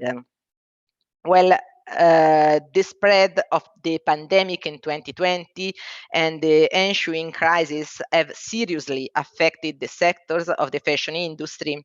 The effects of the pandemic and the consequences on business differed on the production entities. Smaller businesses focused on the domestic market and with little presence on the online market were affected the most. On the other hand, businesses with a mix of products that were able to remain in step with market demand in terms of product, such, for example, casual, sporty, and channels, the online, first of all, and with a strong presence in Asian markets, performed relatively well. The result of our recent survey show a positive forecast for 2022 with a complete recovery during next year. The past year will go down in history as one of the most challenging for the fashion industry, marked by declining sales, shifting customer behavior, and disrupted supply chains. The pandemic will accelerate trends that were in motion prior to the crisis, and we think that businesses will have to focus their efforts on four main areas. First of all, sustainability.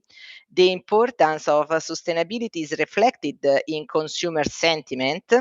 It means that firms will have to implement models capable of reducing environmental effects, for example, with the choice of materials, packaging, transport, and increase attention to transparency issues. Supply chain. The lessons of the pandemic, together with the bottleneck and delays of recent months, clearly underline the value of short, integrated, and closely situated supply chains. The third one is the innovation and technology.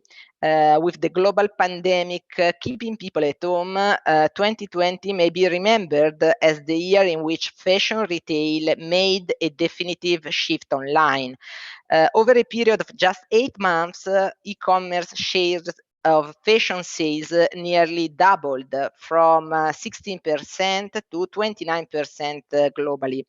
As online penetration accelerates, fashion players must optimize the online experience and channel mix with continuous interrelationships between shops and online. And the last one, which is in our opinion the crucial one, is skills factor. In order to be able to realize and maximize investments and aid the recovery, interventions will be needed to protect existing skills and enlarge them with new operational methods and tools in order to bridge the mismatch between labor demand and supply. For the sector's recovery, it will be essential to overcome the challenges posed by the new international scenario, relaunching investments while enhancing the skills and know-how that have made the Italian system competitive and unique. Thank you for your attention.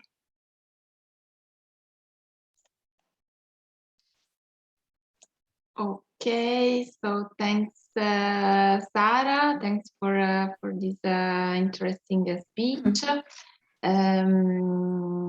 We will provide participants with your presentation as well, because someone have to leave the talk, so we will upload as well your presentation with your data. Thank you so much, Sara, for joining us. Thank you. Okay, so now I'm very happy to welcome Katie Osborne. Hi, Katie. Hi, how are you? Fine, thank you. Thank you so much. Thanks for joining our event. No, it's wonderful. So Katie is a managing director and founder of Resistance. That is a network based in the UK within retail and retailers and buyers with international connections. So this network is used to collaborate with the Enterprise Europe network, also because they organize within our colleagues other brokerage events, focus on retailers, of course, within fashion industry as well. So I'm very happy to welcome you here. And when you are ready, you can start sharing the screen if you have a presentation and start to present yourself. Lovely. Thank you very much. It's lovely to be here. I am going to talk you through just a few statistics in regards to the movement and the shift that we're seeing in the UK, but also globally. Oh, hold on, let's go full screen.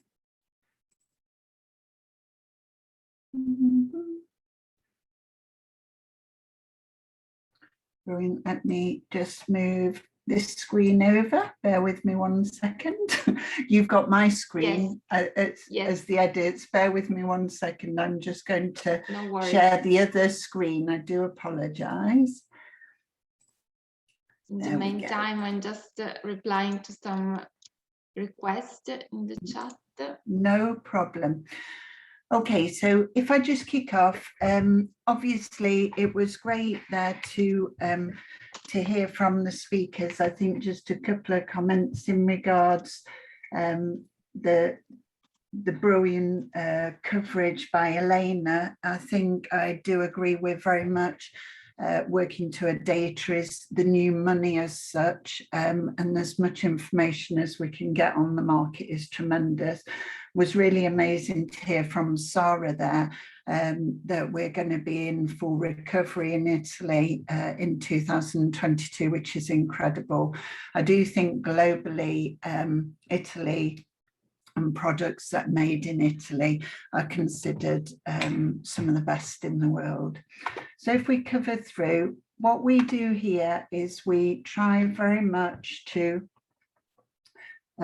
cover all areas that are open for companies. So within individual brands, we're finding that diversifying through export can really give a brand a much stronger foundation. What we have learned over the last 2 years is that resilience is key.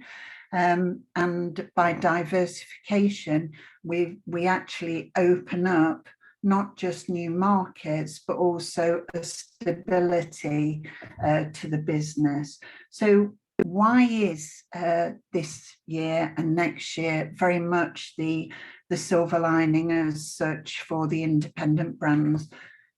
Just a few overviews. Changing wholesale models. So buyers are no longer, they're very risk adverse at the moment. So the retailers are looking for smaller minimum order quantities, short orders, etc., and also extended lines. For example, Harvey Nichols, you can sell online only and be able to drop ship. So what we have as an independent brand, more importantly, an independent brand in Italy, is that you can run those shorter orders. You can get product here more quickly.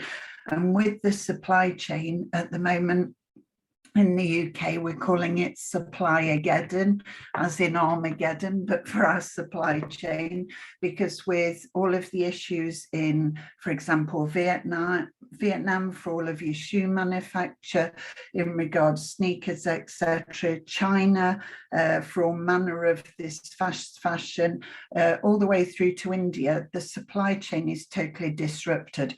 We've really got to maximise that as a European manufacturer. There's doors open to you that weren't open to you previously.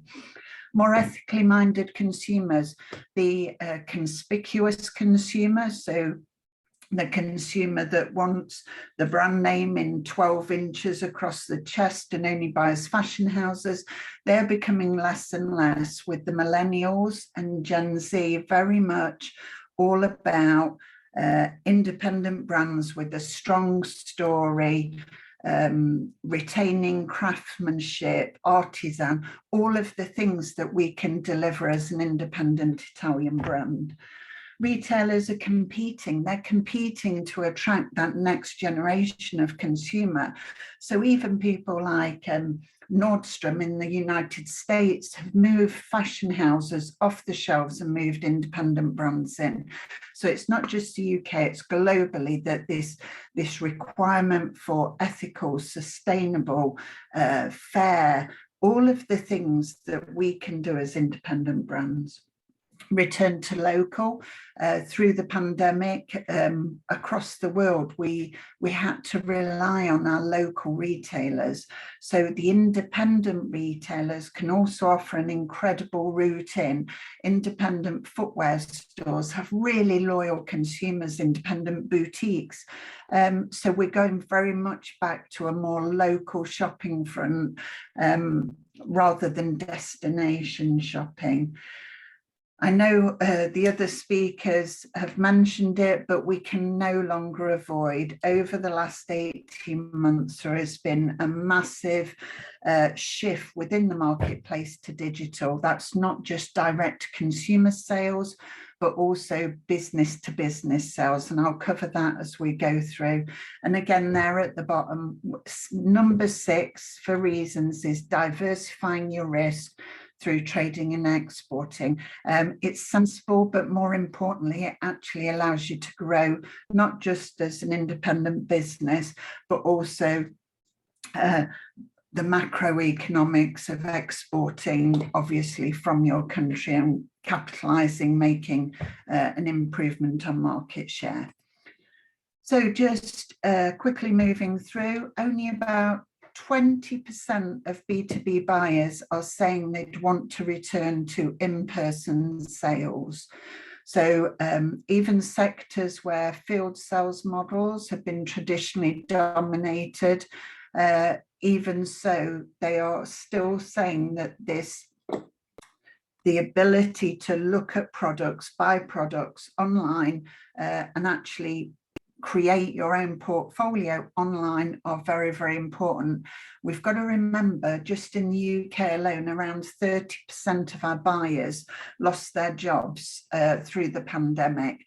That means that the buyers that are left have got increased KPIs, so increased key performance indicators. They've got to achieve higher targets, and they've got less resource to do it. So whilst we are looking from a manufacturer's perspective, we do also need to look at the other end of our ecosystem, which is the retailers and the buyers. Okay, disruption of event and agent models. What happened was, during the pandemic, with social distancing rules that came into place at different times across Europe, they impacted, obviously, our main trade events that had been 3 years previously gradually declining in their effectiveness, and the ability for an independent brand to show positive ROI or return on investment was finding very difficult. To pay £12,000 for a space and travelling somewhere can be very difficult to recoup. Because we've shifted that, a lot of the events and exhibitors are doing an incredible role of actually transitioning to be both virtual and in person. So, for example, Homey in Milan and Vincenzo, they are incredibly blending those two sides of the marketplace. For example, 3/4 of buyers say they now prefer digital, and I think that tends to be a lot of the independents as well, because if you're running your own store, it tends to be a Saturday evening or a Sunday where you'll be picking your next collection, because it's when you have more time to do that. Obviously, remote engagement has been grasped throughout, but you can look at the figures individually after the presentation as such. But go-to-market models are now moving and transitioning to both digital and in person. Customers are buying big online. So, for example, retail buyers traditionally haven't done this, but now 70% are saying they prefer to purchase, and in excess of $50,000 orders they're comfortable with. 27% saying they'd happily spend more than $500,000 online for their buyers in regards a particular order value. So that's quite incredible. It shows the shift, but also the size of that opportunity. So traditional in-person went down obviously 52% because of all of the restrictions, but digital resilience on video and online chat went up plus 41% for people saying they now prefer to video conference, and an online chat up 23%. Non-traditional channels, particularly video, drove the lion's share of the revenue in the last year, so plus 69%. Future's digital, but it's also optimistic, as obviously Sarah was saying before, with recovery in Italian fashion category, looking to be in 2023. These pandemic-induced patterns are likely to become permanent. So whilst they might be blended and different levels of these, at the end of the day, it's the stickiness, it's the term. So the likelihood of things remaining in this shift is obviously not just the duration of time that we've actually been performing these tasks, but also how what the experience was doing that. So a lot of people have found it more effective. We've been doing it for over 18 months, so the blend will most definitely change. And to be seen is to now be open to a global market, not just a home market as such. So why has it been accelerated? Traditional wholesale models, as I mentioned before, have changed. Previously in the UK, we would have looked at 80% pre-order and 20% replenishment. I would say currently between 30 to 40% pre-order and 60% replenishment. And for that, people need short orders. So manufacturing in-house or locally can really give you an incredible springboard and opportunity to capture market. Consumer behaviour is changing, supply chains are disrupted, as I mentioned previously, but also cost barriers that were in place are no longer in place with traditional agency models. The current challenges for the retailer, so they've got to keep up with this consumer behaviour shift, 35% reduction in buying resource and increased pressures, again, on the KPIs. Brand scouting, which used to be a Friday occurrence for buyers where they'd have time to look out and try and pick the next brand, it's now considered a luxury. They haven't got the time to do that. So it is very, very important to be able to showcase your products and what you do online through multiple methods that I'll talk about. So what is a B2B marketplace? They tend to have very much a brand profile area where you can talk through your actual story, your why in being. And and then product showcase. So in each area of the product, showcasing the actual item themselves, and also the details and the order particulars. And again here, detailing it down so that people can see the detail, they can see the products, and also be able to see multiple brands at the same time. What they're wanting to do is to save on to wish lists for this season and next season. This is, I find, a really, really interesting slide. So this was a McKinsey report. When we look into it, it's talking about this massive acceleration we've had towards digital. And you will have heard it previously. We've changed a decade worth of digitalization in a day. So for example, one area that I love is Disney Plus, and that's because I've got 13-year-old twin boys, and Disney Plus came out in the middle of the pandemic. It took Disney 6 months to achieve what Netflix had achieved within 7 years. And when you look at that type of reduction of time to capture a market, it really highlights to you not just the speed, but also the market positioning that it can give you. And I'd love for you to read through that afterwards if you get a chance, because it really does highlight, even at work and home, all manner of things have changed. And that is why we've got a perfect storm for these marketplaces as we move forward. So in summary, as I covered before, it's very much a linear development. So this graph highlights through the pandemic where we are on digital direct consumer selling and digital B2B selling. And it's basically showing you, obviously, we had that peak of up to 65% increase in digital sales.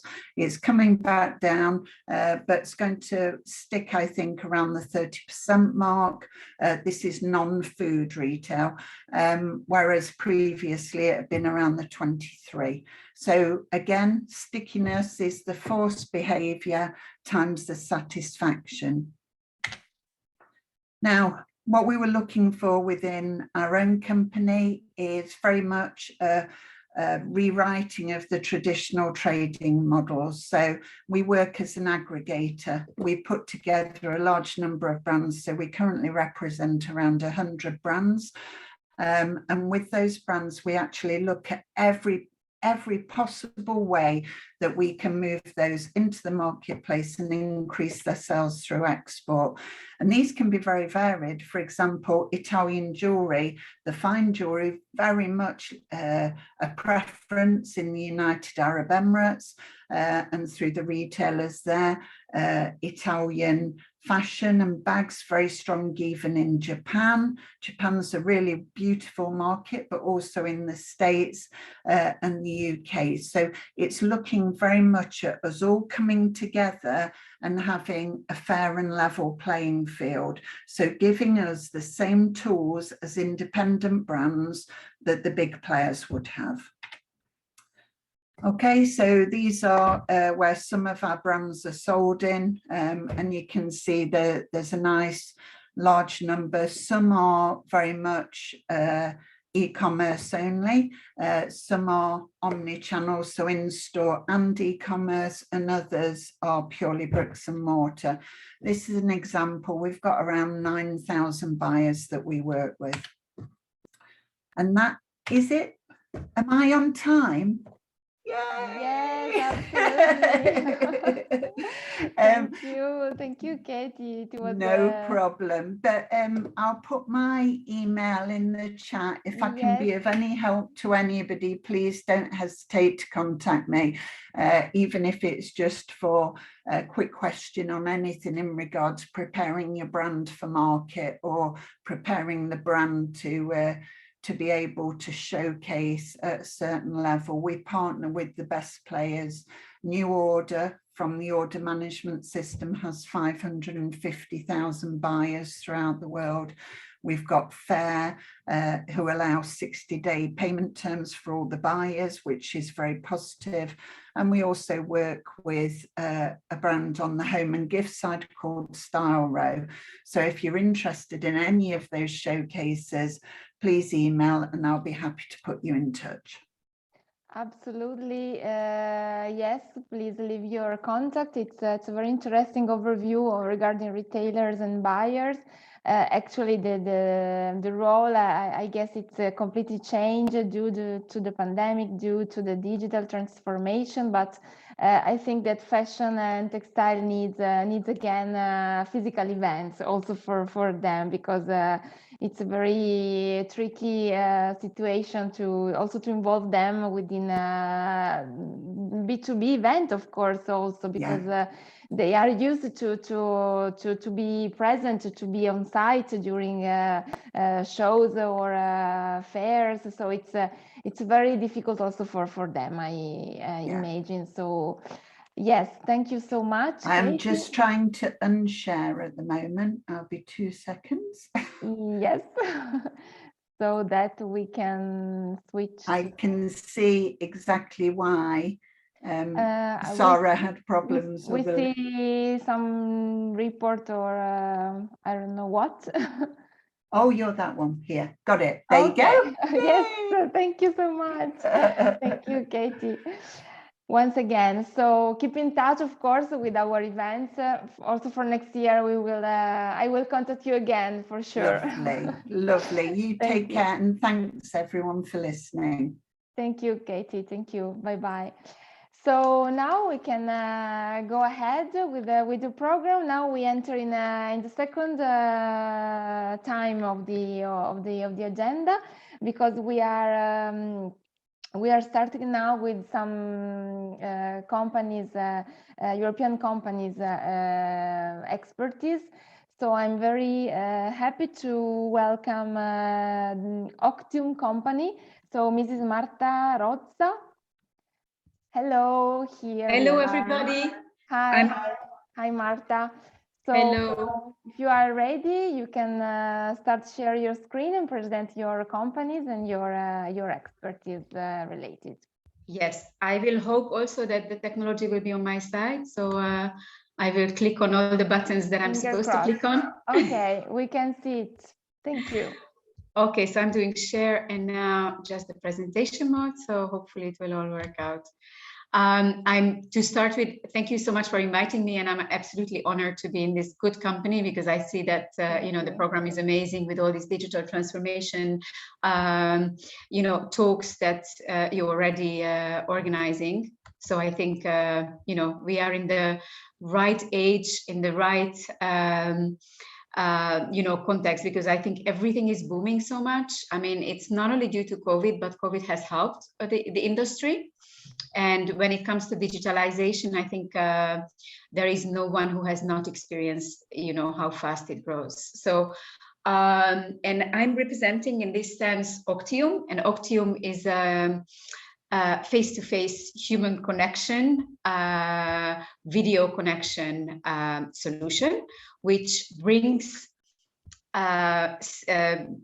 consumers or business-to-business people to salespeople through a very simple click on a button video connection. And obviously I will show you more. So I think I will start with a video for you to see in a retail context what it can do for the retailer. So Octium part is the video connection.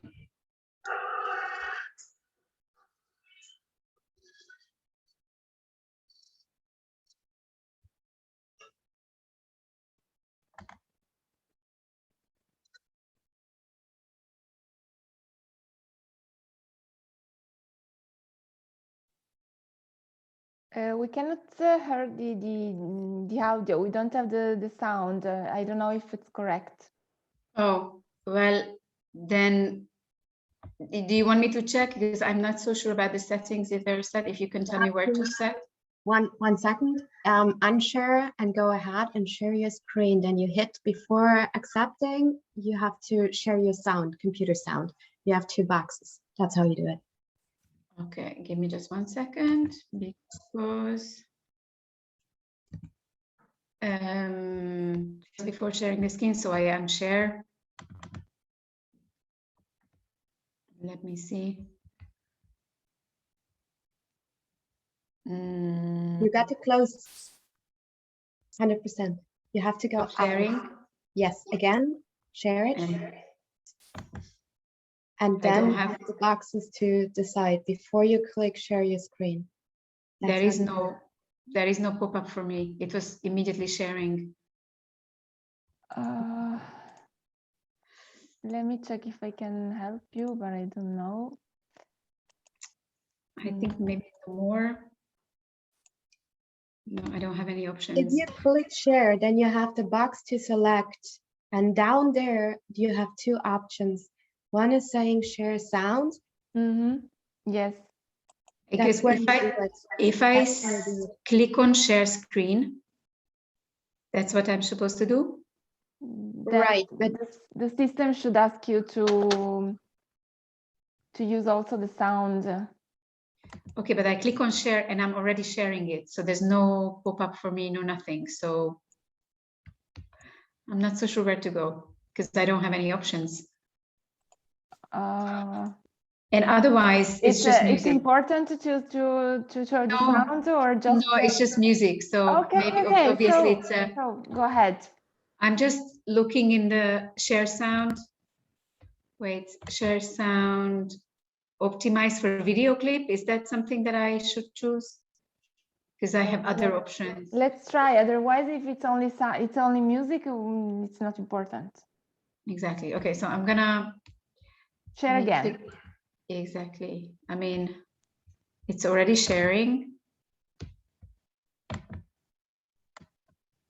Yes. And let's hope the sound works.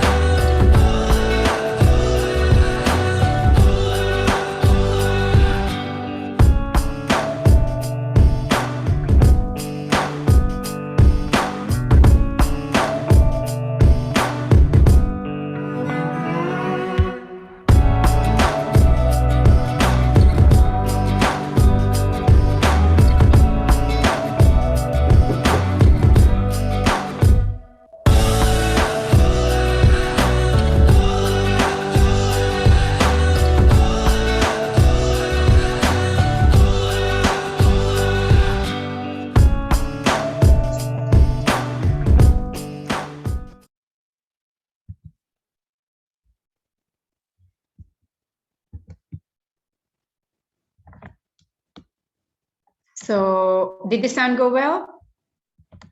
Yes, yes, yes. Okay, perfect. So the part in this video, what I wanted to show definitely is the part where we have the connection with the client is done by sorry, technology is not on my side, I think, in the presentation. So just have to go. Give me just 1 second.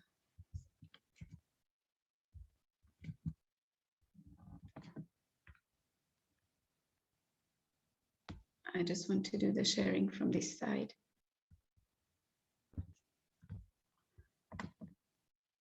No, it doesn't work like that. I'm sorry. So what I'm just gonna keep it like this. I'm sorry for that. So what the most important part is that nowadays, as we know, that in the online world it's full of challenges as well, because we obviously want to shop online, brands want to sell online, and retailers want to sell online. So we all have come across some difficulties, like if you're a brand, any kind of business, whether it's a retailer or a brand, you would like to be more special than your competitors. So the differentiation is always a key. You would also like to have relationship with the ones who are coming to buy your products. And then when you're a retailer, when you're running a store, there are many hours that people are not entering anymore the stores because they're used to shop online. So they will not come to a physical store, but they would go rather to a website. And then when they go to a website, they also, as a business, a lot of marketing money is being spent to attract new audiences and existing audiences to your website. But at the same time, 80% of the people who come and visit the website will not buy any kind of products, because for different reasons, whether they would like to talk to someone, they'd like to have help, on the purchase, or they don't find the website special looking enough. There are many, many reasons. So this is from the business side.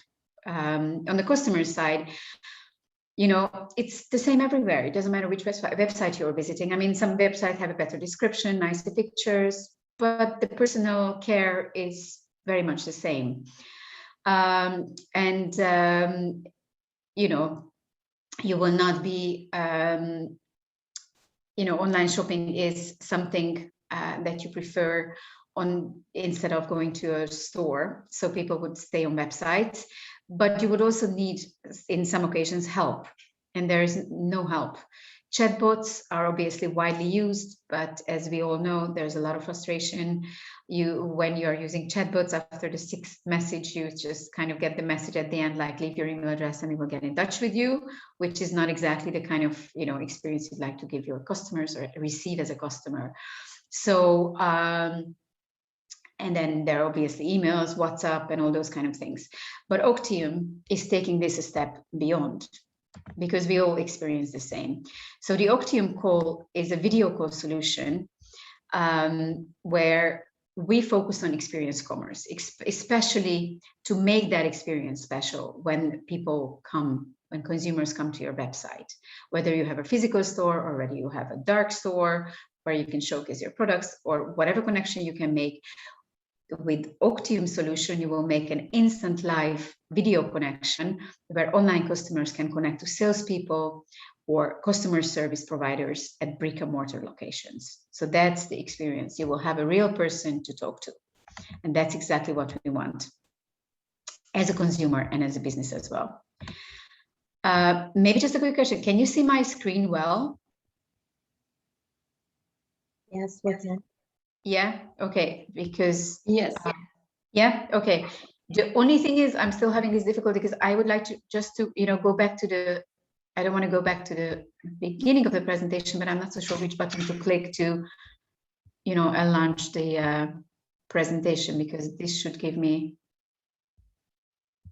this just gives the first slide as an option. I'm sorry, otherwise I would like to. Anyways, there's a new video coming, which will explain a little bit more in depth, like how the Octium works as a simple, link or a button or a QR code on a website or any kind of marketing material, and how does the connection is being made. So I hope that the sound will be good. So here it comes again.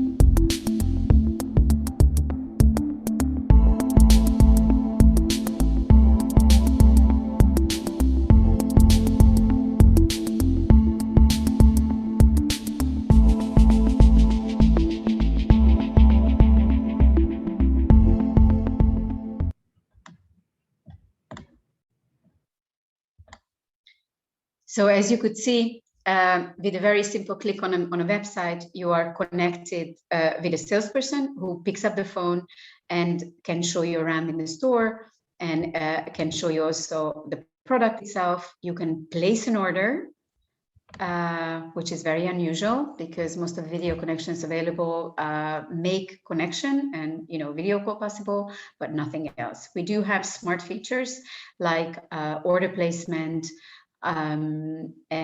Smart routing, you can, for example, be redirected to the store where that product that you're looking at on the website is available, or which is the nearest store. There are many, many more options. And most of all, what for a retailer or for a brand very important is that you're not just chatting with the consumer, but you're also making sales. So you convert the visitors into customers. And that can be done easily when you kind of like, you know, as if you would meet somebody in a store, you will show the products around, and you not only show the products around, but you also show them the, you know, advise them on the product itself. You can make the choice on the video call, and by making the choice on the video call, you can click on pay, and during that very same call, you can already make the payment. So you stay on the call with the person until the payment is done. So that's the real part where the conversion is taking place.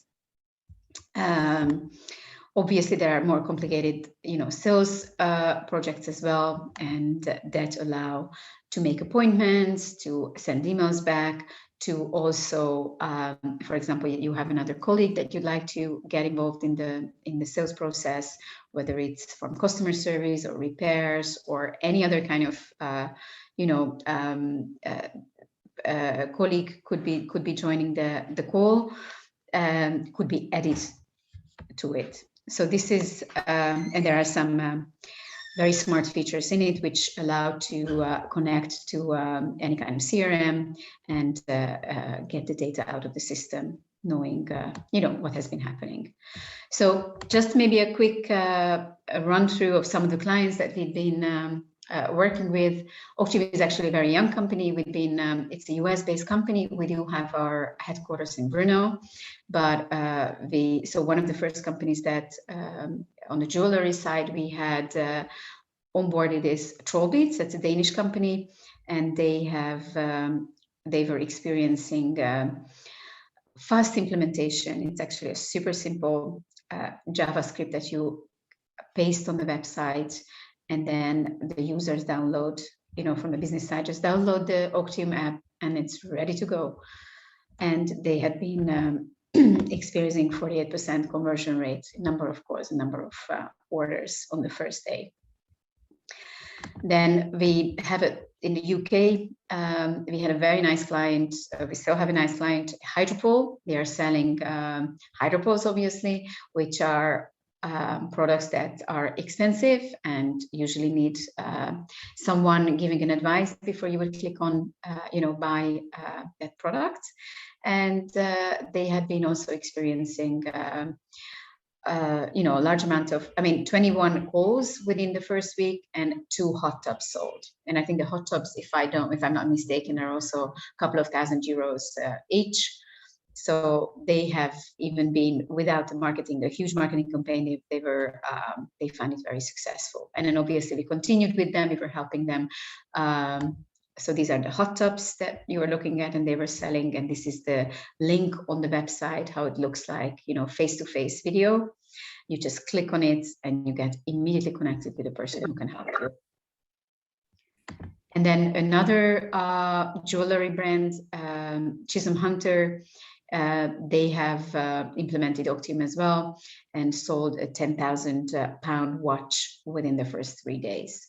And they have experienced also receiving calls from all over the world, which they have never been successful in before. So suddenly new doors opened to them through the use of Octave.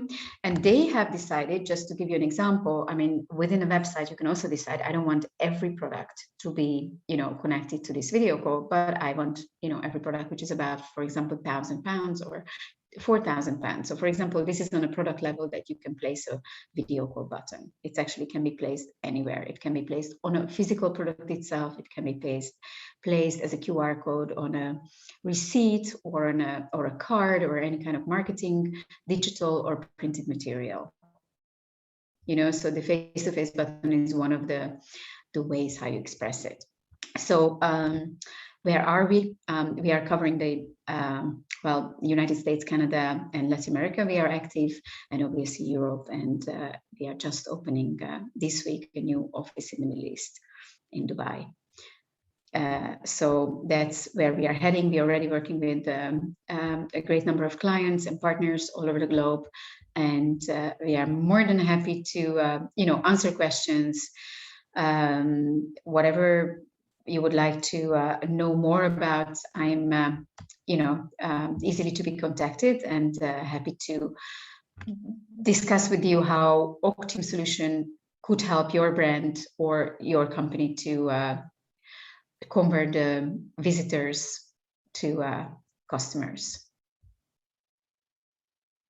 So this is Federica, this is the presentation. So far, I hope that it has been useful, and it will be useful for many. And I'm, so as I said, I'm also very happy to answer any other questions. I mean, I've just kind of tried to compress as much information in a short presentation as I could. Yes, so we will leave your contact details with your presentations. So if any participants will have other inquiries, I will forward it to you. So that is fine. If you registered on the B2 Match platform, maybe you can also get in contact with other clients, or also with participants of this talk today. So thank you so much, Marta. Thank you for your presentation and for your time. And thank you for organizing this amazing event, because I'm sure that there's a lot of things coming out of it. So thank you so much. Absolutely. Thank you, Marta. Okay, so now we can move on to the next presentation. So welcome, Bena, Miriam, Shir. So once again, because you already came last year, so it was a good collaboration. So thank you for hosting. Thank you so much. So you are just going to present your brilliant company, Tukatech. So this is your turn. Thank you. All right, let me just get ready. I hope I shared the video somehow. So, yes. Okay, so welcome to tomorrow. It arrived yesterday. My name is Bina Miriam Shea, and I'm presenting in the name of Tukatech. Today, we're going to cover very briefly an introduction about who is Tukatech. Then I'm going to cover the findings about the current situation in the fashion industry, and then highlights about how on-demand manufacturing can help you with theory, but also with the practical insights. So let's get started. So Tukatech is an international, global, innovative tech company with offices all over the globe. Starting with the ones in Asia, India, Sri Lanka, Pakistan. Our head office is in Los Angeles. We have one in New York, and I'm working out of the European office in Barcelona. Having a disruptive company culture doesn't necessarily need to be that everyone is a troublemaker, but rather than fixing all technologies, we're focusing on not making old ones better, faster, and quicker or cheaper. We're focusing on simplifying the way of doing things. We're about more than 26 years on the market, and we're providing customized solutions with a group of engineers and consultants. However, what solutions are we providing? So Tukatech is Tukatech Fashion Technology is a true end-to-end solutions covering product development, cloud collaboration, and garment manufacturing. This includes softwares for pattern making, trading, and market making, and virtual sampling. We also develop machinery for automatic fabric cutting and spreading, as well as unit production system to optimize sewing needle time. But back to our topic, right? I want to have a closer look what is going on in the market. So I came up with this example of Macy's, basically, but it doesn't really matter if you consider the stores online or the physical retail stores. Because here we all have to manage inventory. So as a customer, and we all have been in these shoes, we made the experience that the sizing specifically can be very confusing. It varies from brand to brand, and basically we cannot confidently say this size is going to fit. No, we have to go down and try on several different sizes until we're going to find something which fits. If you consider this example of Macy's, it's basically within one women department, you have in different products groups, different sizing, but you even can control it even more down because you can filter on their website by sizing. So have a look at this dress, basically. It comes in petite, which is for smaller people, let's say, in different colorways, right? So this one is for plus size, which is, again, a different body type, but in two other colorways. So how are you going to predict what's going to fit? If you take a look at something more basic, like this trench coat, right? It comes in so many different colors. And again, we have another sizing. So how are you going to translate one size within, it is still the same company, right? So how are you going to translate that from one to different one, which is some values they're going to give you? We're talking about one product, but it's 7 sizes, 8 colors, and you're coming up for one product with 56 SKUs. How are you going to handle overstock and understock? Because the frustration is going to be basically on both sides. How are you going to get this product right and satisfy the customer? Now coming to our current challenges. What are we going to have in the market? Well, we have the handling with paper pattern. We have, just to describe some of the pictures, right? The discount, we have overproduction, a lot of returns, and we have the aspect of sustainability. So we're trying since years to reinvent, but the problem kept basically the same. So the question now is how to reduce the cost of storing and managing inventory and returns, or how to end overproduction and landfill waste, or how we're able to build a sustainable product cycle. So the question is renovate or innovate. But going down on a terminology, what does it actually mean to renovate?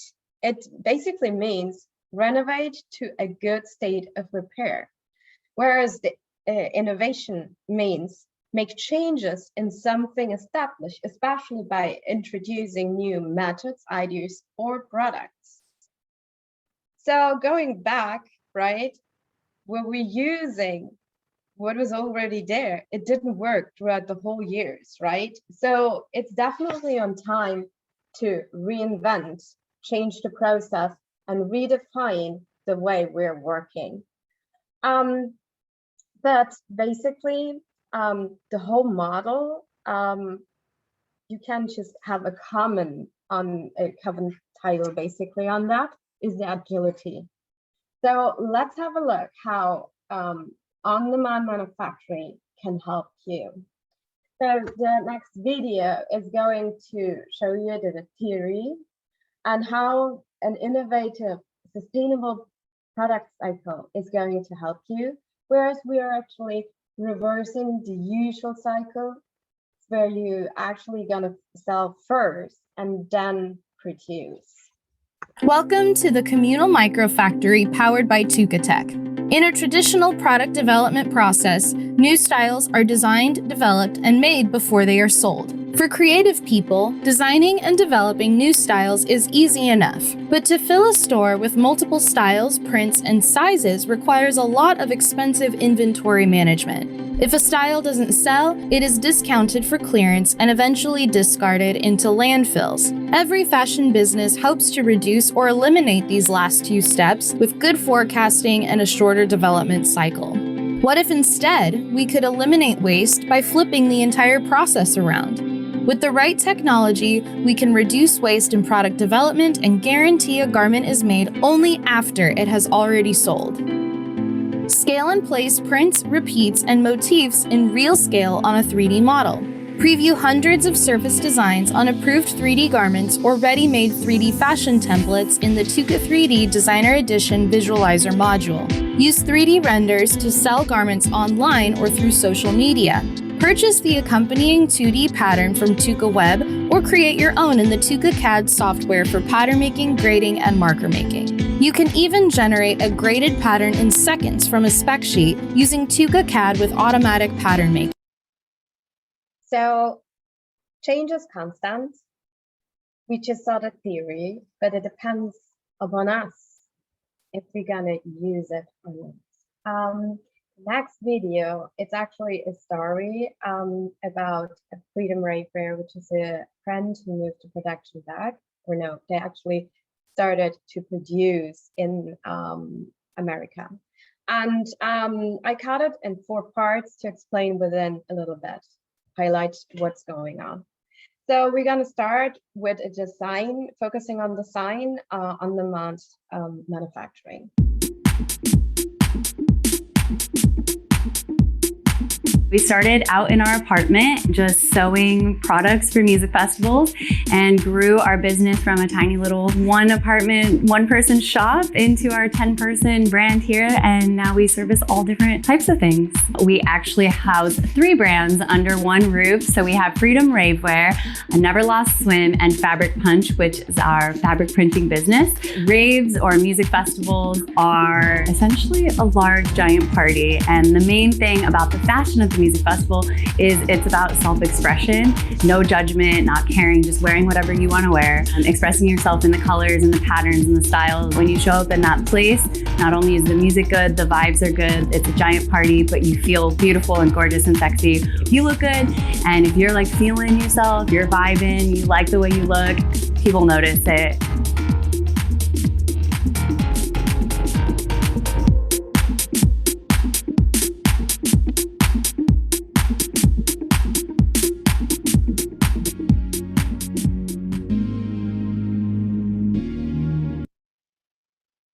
Now we come to the development part. So basically we're focusing, a lot of small companies have limited capital. However, they want to test new things, right? But they have to handle overstock and understock. Let's have a look how that works.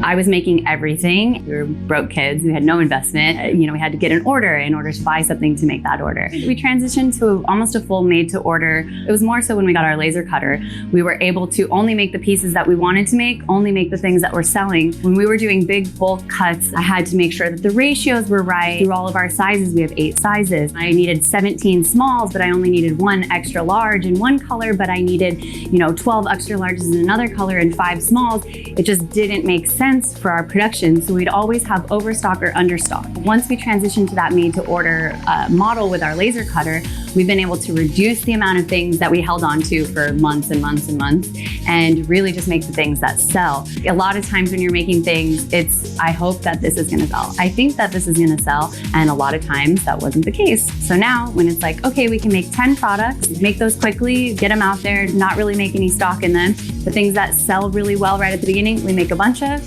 The things that don't, we don't. The made to order model is so beneficial when you don't have just a bunch of capital to blow and you're making things on your own.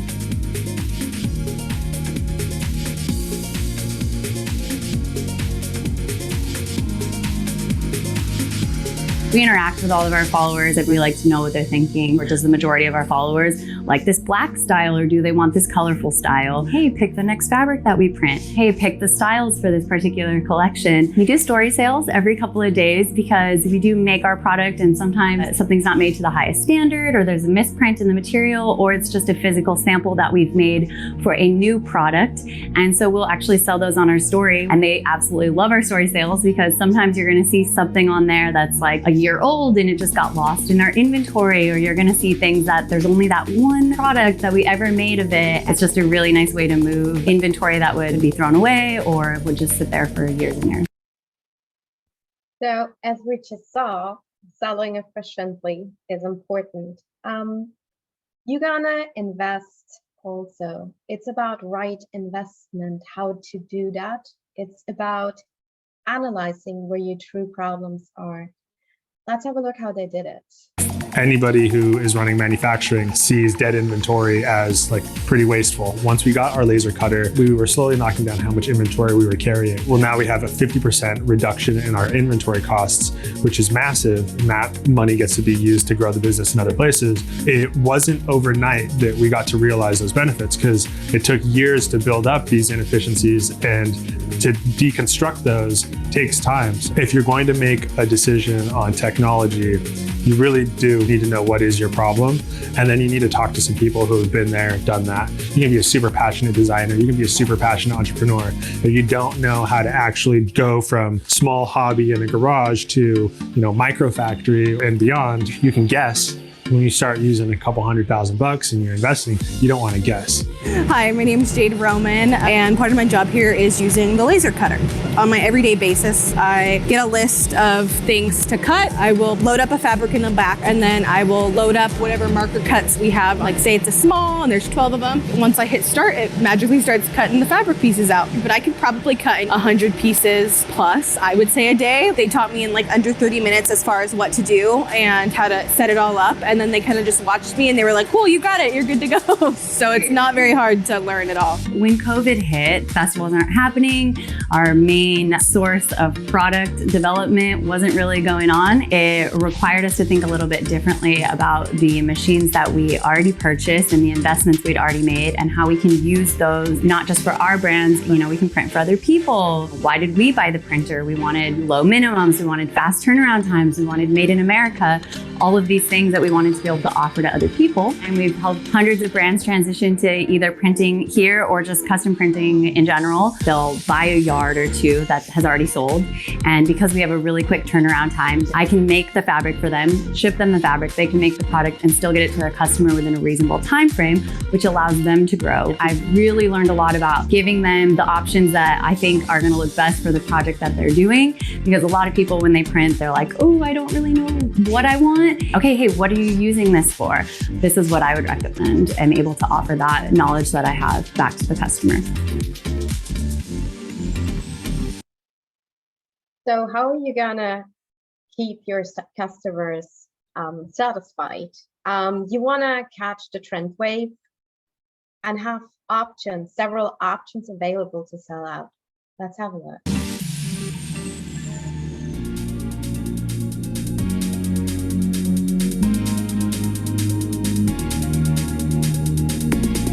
The glass ceiling relative to creativity before our machines and after is like having a small bicycle and racing it against like a performance Tesla. I say that with a straight face, but I'm being serious. One of the things we struggled with beforehand was, okay, hey, we're gonna go and make this new product. Oh, that's a really cool fabric. It just came in. Let's grab it. And maybe it's new and fresh on our site for a month. Well, guess who just caught up? Every one of our competitors who buys the exact same stuff from the exact same people. Now, from like the printing perspective and the cutting perspective, we can do whatever we want. I don't need to wait for someone else's designer to choose a fabric and bring it in. You don't even know what you can accomplish or produce or create if you're operating under the constraints of what other people's decisions are. The process behind how we make them helps us stand out too, because we are made here locally. Over 50% of our products now are made on recycled material. We pay well above the minimum wage. There's a significant consumer base that cares about that. They haven't even had the option. I'm an optimist. I believe people can start to have product alignment with their core value alignment. They just need the options. And that's what we're trying to provide.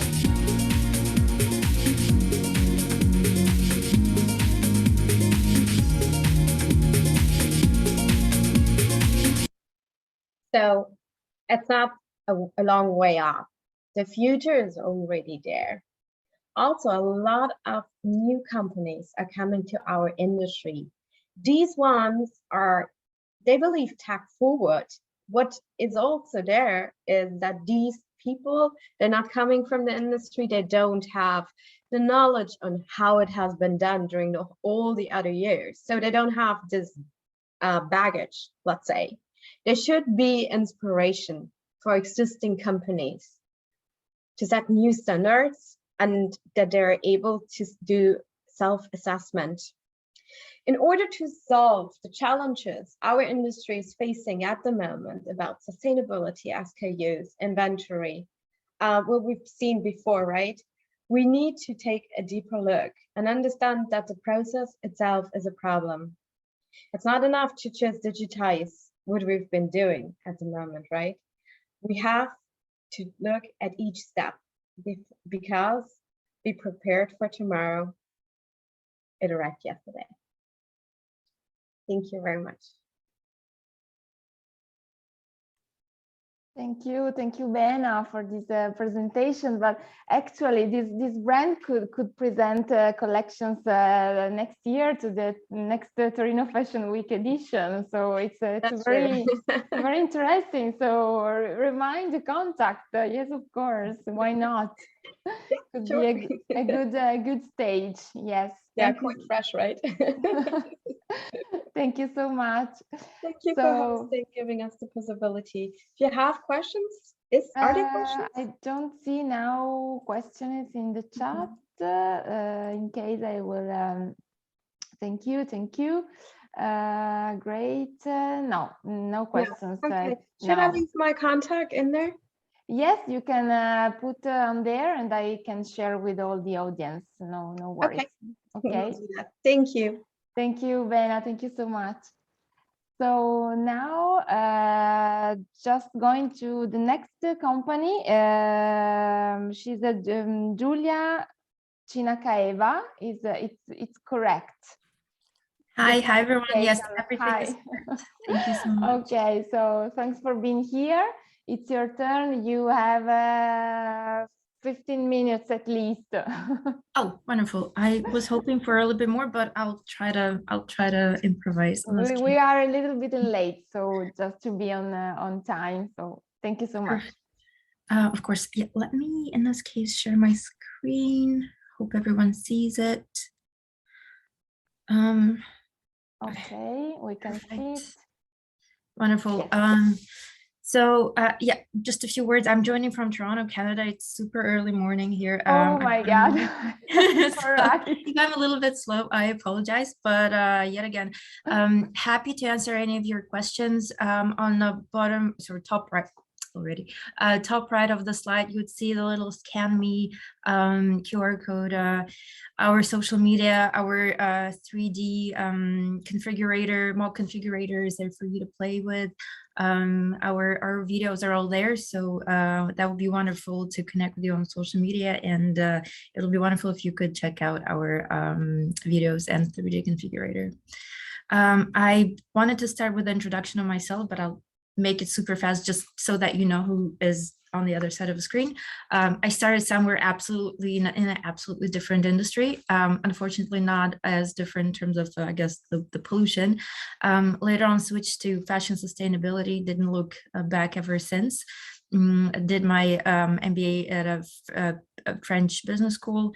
Now I'm with Sleeve with a dream to do exactly what TUCATEC is doing as well, which is changing supply chain to demand chain, thus minimizing overconsumption. Random fact, if anyone here wants to talk about figure skating in free time, happy to. Let's dive into the timeline of fashion. I decided to include that as a little bit of an academic piece here because I think it is always interesting to see how we developed as a society and how I guess we ended up here with all the I guess problems that fashion industry is facing.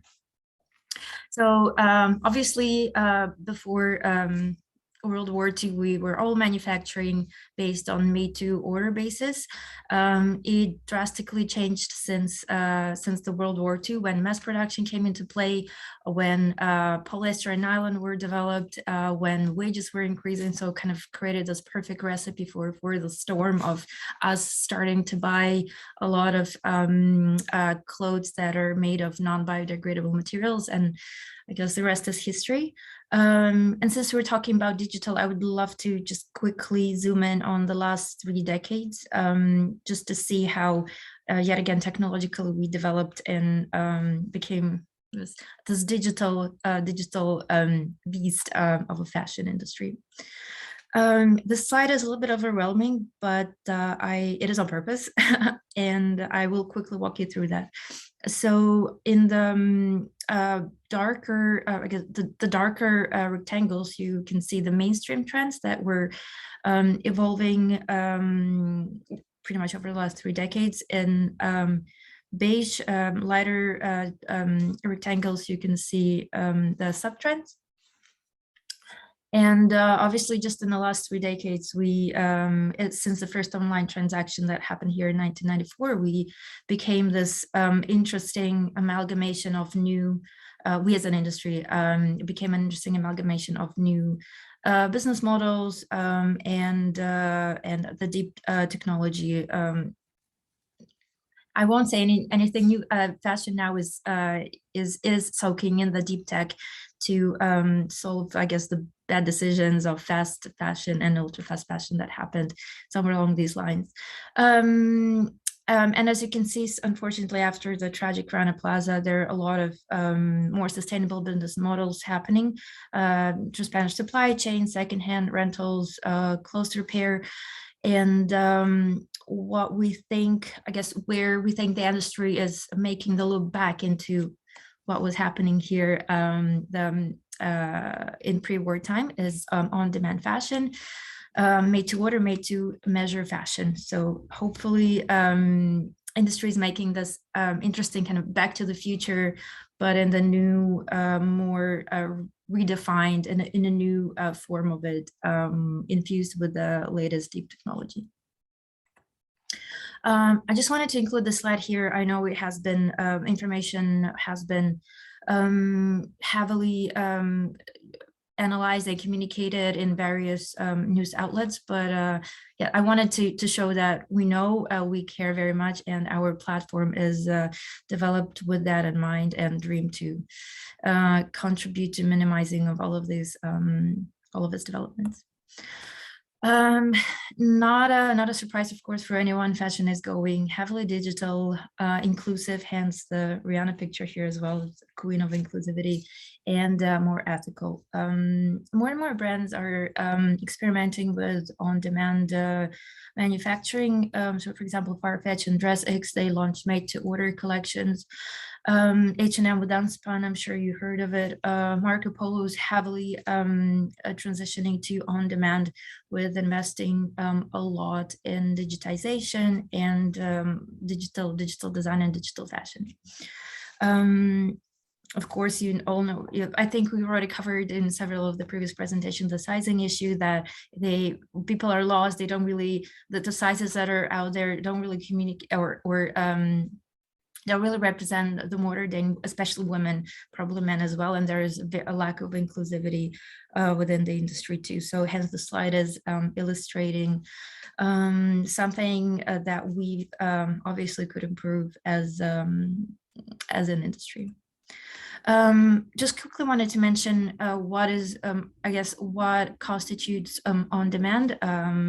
And because all of these concepts are constantly used interchangeably, so I just wanted to make sure that we quickly talk about all these terms here, and that they all are included in the concept of on-demand.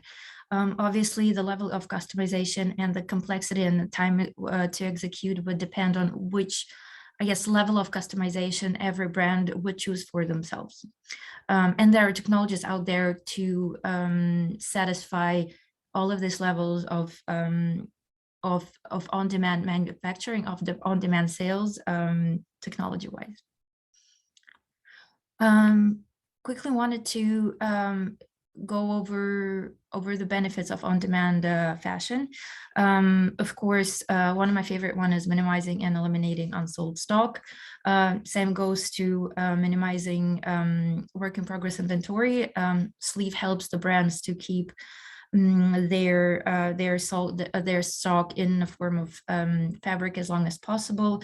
Of course, supply chain localization I very much like this quote from Forbes that says that we don't actually know at this point in time, and COVID showed it, that cost-wise, it might actually be, with the right technology, it might actually be very competitive to manufacture using local factories and local manufacturers as compared to manufacturing in Asia.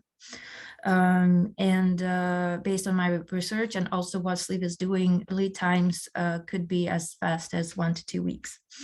Another benefit that on demand that I would like to highlight is that supplier on demand allows customer to know the manufacturing better, kind of brings the manufacturer closer to the end customer, and it creates this beautiful cluster of, I guess, brand, consumer, supplier and manufacturer, where everyone knows each other in a way as in good old times when the person knew its butcher knew the baker, and everyone was one happy family. Manufacturing on demand for sure implies that the brand would have to heavily invest in digital. It implies that the collection would be redesigned in a 3D. But the beautiful thing about it is once the 3D digital assets are developed, there's no limitation in terms of what you can do with these digital assets further on. So such concepts and such I guess experiences as virtual try-ons and virtual mirrors they become a possibility, and it is the first stepping stone towards what is also heavily advertised and heavily communicated within various news outlets, the metaverse. It is manufacturing on demand, and creating all the right digital assets become the first stepping stone towards the metaverse strategy. Of course, it becomes a whole new level of know your customer. You would be able to collect, store data about your customer. Obviously, there would be an information concern here, information security concern, but here at Sleeve, we store everything on the cloud, on blockchains, so with smart contracts and all the great stuff. So with Sleeve, brands and manufacturers would not have to worry about data security. And one of my favorite that I would love to mention here is on demand implies inclusivity of all sizes and seasons. And I hope that at one day in the future, we would be able to manufacture what we want, when we want it, based on our moods or desires, and not because there's a collection out there that says that we have to wear this or we have to be a certain size. I will move on to the next slide. Here, I just wanted to quickly walk the brands through how on-demand really works. The only thing I would love to ask, Federica, could you please tell me if I'm on time or if I'm a little bit... Yes, you have 5 minutes. 5 minutes, okay. So then I will quickly walk through this roadmap over here. An average, I guess, journey of a brand that considers deploying on-demand manufacturing would be identifying exactly the product that you want to manufacture on demand, whether it's one category or the whole collection. Then you would decide what depth of customization you want. So it'll goes back to the slide over here, either something easier made to order or as complex as bespoke. You would sit down and more or less estimate the technological scope of work that is needed. Select the vendor over here. Select the vendor. And then sit down with the vendor, understand which files, which samples the particular vendor of on-demand technology would require. We, for example, would need all the patterns in a certain format. We would need all the physical samples of the fabric so that we could recreate a digital version of it, and so on and so forth. of course, the last two steps are delivering the project and rolling out, depending on if you want to sell it in your physical stores, online, how many stores do you have? So yeah, the last step would be rolling out the solution at a within a brand. The average pilot project would be anywhere from a month to a year, depending on how complex your operations are. I wanted to here quickly show what Sleeve, I guess, what services and aspects Sleeve delivers within the platform. So let's start step by step. Hopefully, once all of the previous steps are already fulfilled and the technology is installed and deployed within the brand, completely rolled out. Ideally, you would start with garment configurator online or in store. So I guess imagine a tablet, a person in the store or online would configure the desired model that they would love to buy. The order goes directly to the factory via the Sleeve platform. This is exactly what Sleeve does through the platform. The factories, the manufacturers, which is the same thing, the suppliers are all interconnected so that you could see all the inventory in real time. The digital tag packs, patterns are automatically generated and, as I mentioned, sent to the factory in the real time via the platform. So at the next step, you could see that there is a real-time order management. We provide a QR code so the factory could scan the QR code very fast and update the brand and the supplier and all the stakeholders within the platform about where in the manufacturing process their garment exactly is.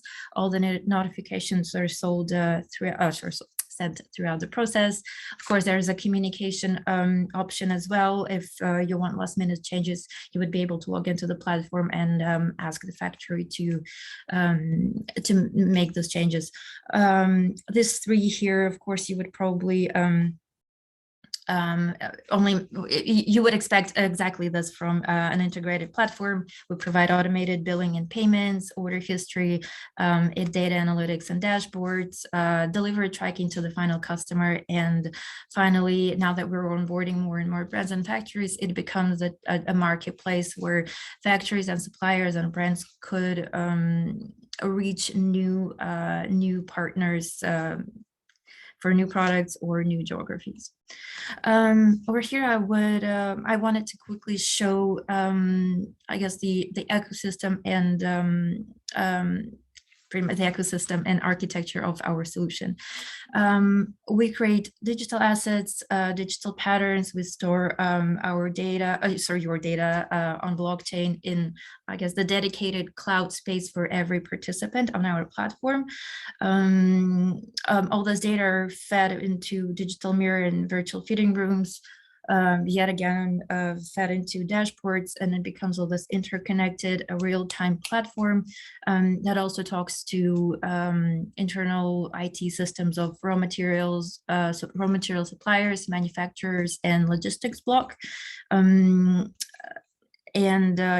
with an option to communicate in the real time. Federica, I am almost done, I believe. I would love to conclude with that slide over here. Those jackets just to represent what we delivered for one of our made-to-measure clients in Paris. It is a made-to-order jacket. The way it works with their clients now, I believe they have several stores in Paris as well as an online store. The option to order this jacket is now incorporated into their website. This jacket is kind of decomposable into the building blocks of it. So it is built on the patterns of this particular brand as well. So it is 100% manufacturable. There are tech packs behind this jacket here. Through the 3D configurator, the final customer is able to choose, like a Lego, any I guess, any configuration or any permutation of the jacket they want. So the lining, the fabric. I didn't include videos here because I think that it doesn't do justice to the quality of our 3D rendering, which I found very beautiful, and usually people truly like it. We invested a lot of time to deliver a very true to live digital texture. This is why, if you would love to play with our configurator, please scan the QR code on the top right. And I would finish with the yes, what Sleeve is an end-to-end software as a service platform that works as digital link between factories, manufacturers, brands, and suppliers, and hope with a dream to change the world from supply chain to the demand chain. I hope at one time I would be very happy to answer any questions you guys have. Yes, you are on time. Thank you, Giulia. We have some comments over here. Yes, if you can yes, the participants are just describing, presenting themselves. So if you can share your contact also, I will put on the chat, or you can do it by yourself. Of course, There is a question: how much does it cost 3D model? I would love to chat about this online. The thing is that since it's a very on-demand, again, made-to-measure, customized platform, usually our customization in prices goes kind of hand in hand with our offering. We usually sit down and try to understand what is the complexity, how complex is your product, and we come up with a quotation. So if you guys have a phone, please scan the QR code on the top right. If not, I will just quickly leave my I cannot Federica, I cannot find okay, type answer. Okay, find it. Yes. Yeah, at sleeveos.com. So my mail is just julia@sleeveos.com. Happy to chat about anything and everything offline, introduce you to our founders team who are in Paris and probably are in a better time zone than me for meetings, but regardless, very much happy to talk. Okay, I don't see your emails in the chat. Oh, in the chat, if you digit it, we can see it. Done. Okay. Now I'm just going to share with the audience. Okay, right.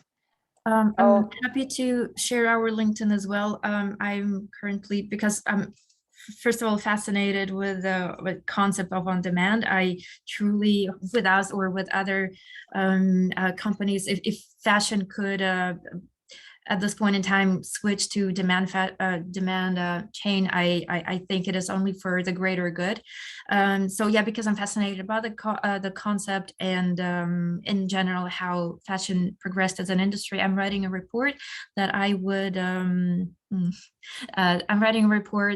publish on our LinkedIn very soon. And for education purposes also, if you would like to follow us, that'd be great. I love to share relevant fashion tech content. Okay, great. Thank you, Giulia. If you can stop sharing just the screen so we can pass with the last speakers. So thanks for your time, because it's early in the morning in Canada. Thanks for your contribution. My pleasure. As well. Thank you so much. So now we are happy to introduce, I'm happy to introduce the last speaker, but not least, of course. So Valerio Capasso, he's a lawyer. Good morning, everybody. Lawyer and co-founder at Biobaza platform. So this is a business platform, an innovative business networking platform to promote brands that is promoted within the Torino Fashion Week, because it's a platform that came from the Torino Fashion Week as well. So this is your time and your turn. Thank you, Valerio. Thank you. Good morning, everybody, and thank you, Federica, to inviting me at this important speech on fashion and textile. As you know, I'm a lawyer specialized in intellectual property law, with a particular focus on the fashion area and the application of the new technologies in this specific sector. Today, I'm not here to talk about trademarks, design, or patent, even if those are arguments very interesting. But I'm here to talk as a co-founder of an innovative social business platform called Bayabaza. So this is my presentation. Okay. So the first question is, what is it? A social business platform, and what is Bayabaza means? As the slogan we used here and in the principal homepage, Bayabaza is a digital product that in which there are all the players in the supply chain of the fashion sector. So from producer to consumer. And in this way, we have decided to overcome the concept related to B2B or B2C segments. So Bayabaza represents, includes a different features, and in particular, there is a part related to the social network, a part related to the matchmaking area, and the active and beating heart that is represented by the e-commerce. Bayabaza was born, and the idea to create this platform came out during the pandemic period, and in that period here in Italy, so approximately February 2020, and in that period was very strong the necessity to remain in contact to each other, and but most of all to continue doing business with our contacts, our furniture and distributor. So we came up this idea by thinking how to support the artisans and the fashion designer, and also small medium enterprises in the factoring industry. Not also continue doing business, but to do it better than before. So in that way, Bayabaza means slow fashion, because our mission is to support the artisans, but also the fashion designers and the slow fashion. In fact, Bayabaza wants to be a reward for this player. And we decided to pointing out in a core way the manufacturing work carried out by the artisan and small medium enterprises of excellence, Italian and also international territory. So as mentioned before, and going into more detail on the project, Bayabaza contains 3 different features that compose the soul of the entire platform. The first is the social network. Here is an example of my personal homepage. So the first part is the social network, and the users that can sign on and want to enjoy on the platform can decide to register on the platform through 2 different types of profile. The professional profile that is dedicated to the fashion designers, but also the artisans and the companies, and a personal profile that is dedicated to the purchasers, the buyers. So in this phase, in this early stage, only the professional users will be able to public and post videos or catalogs of their products, and the followers, the user, the personal user, will be able only to follow their fashion designer, to give feedback on the products and on what eventually he buy through this platform. The ratio of the social network is based on the fact that nowadays in the fashion industries, the consumer is more aware and want to know what he buy, and pay particular attention and are particularly inclined to buy sustainable and green products from companies that are increasingly more sensitive to the environmental issues. So in this direction, I would like to specify that on the platform will not be allowed greenwashing activities by the companies, or counterfeiting acts, or unfair competition, because Bayabasa will be carefully supervise these dynamics for the benefit of the entire community. This is an example of a post in the homepage. And this is my personal profile. So each user have a profile in which that it is possible to complete with all the personal information, or the company's information. In fact, the companies that wants to join the platform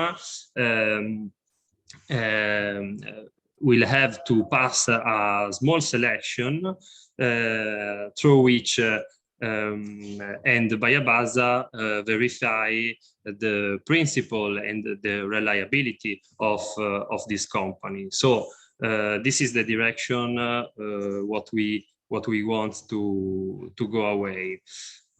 In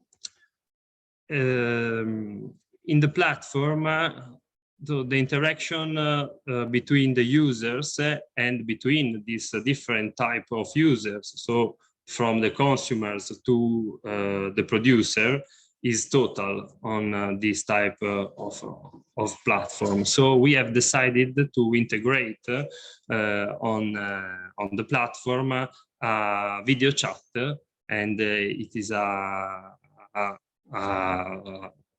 chat streaming, a chat calling, and this is for helping the interaction between the users. The second part and the second features of the Bayabasa is the e-commerce, and represent the active and beating heart of the entire platform. Here, only the professional users will be able to open an online shop and sell to all his followers and personal users. I like to stress a fact that Bayabasa wants to promote also the geolocalizations, so the transaction physically in the store. So the professional user have the possibility to insert inside the online shop the location of his physical shop. The third features of the platform is the matchmaking areas.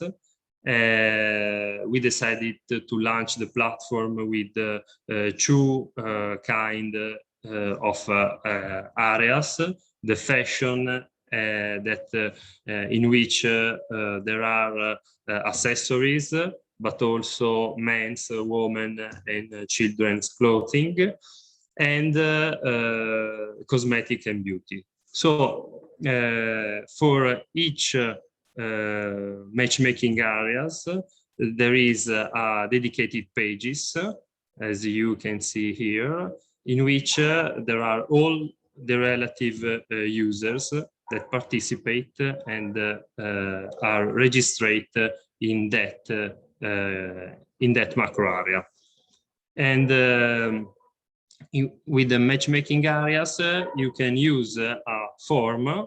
So we have integrated in the platform a form online through which the users can search all the companies and also the specific products to keep doing on business.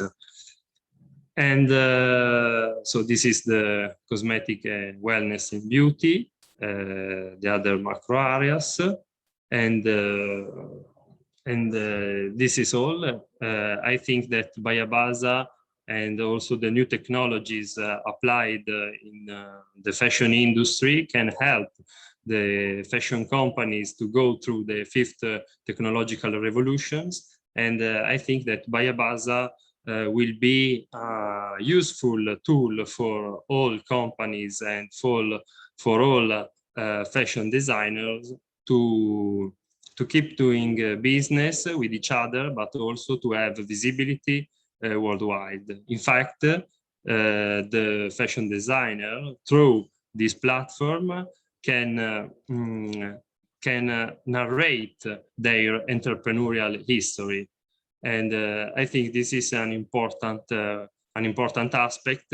And nowadays, the consumers, but also the other company wants to know with which make business. So yes. Thank you for the attention, Federica. I will brief brilliantly. Thank you so much, Valerio. It was a perfect representation of this new platform. I just remind that this platform is going to be launched very soon, just with the end of the Torino Fashion Week. It will be used also by the fashion designers who perform, by brands who perform during the Fashion Week. To showcase and sell and create international contact within this platform. So all the brands who presented their collection during the shows will be on the platform, but this is open to worldwide to all the brands who wish to interact using all the tools that Valerio presented this morning. Valerio and the team will be available for any kind of request. We received some requests in the chat, Valerio, but I will forward to you all the message we received, so we can reply to their request. Andrea, yes, you wrote the message. Because okay. I don't see anything. I will share to you all the contact. No worries. Thank you. Yeah. So if you don't have any other question, Laura is saying we can also establish meetings on the platform in order to also respect and honor the team's effort by adding value and content to the event. Yes, of course. Petra gave the contact details. Okay, so yes, of course, we will get a reply to you all. So if you don't have any other comments on that, great opportunity. I thank you all the panelists, all the audiences. So thank you for being here. You have my contact details also on the contact page of the brokerage event, Torino Fashion Match, if you need more information. I will upload all the registrations of the webinars on the B2B platform as well, under the talk page, and also the presentation of the panelists. So thank you for being with us. I wish you a great day. Thank you so much. See you tomorrow with the last talk on the internationalization services and the EN expert from different parts of the world. So it will be interesting as well. So thank you so much. Bye-bye.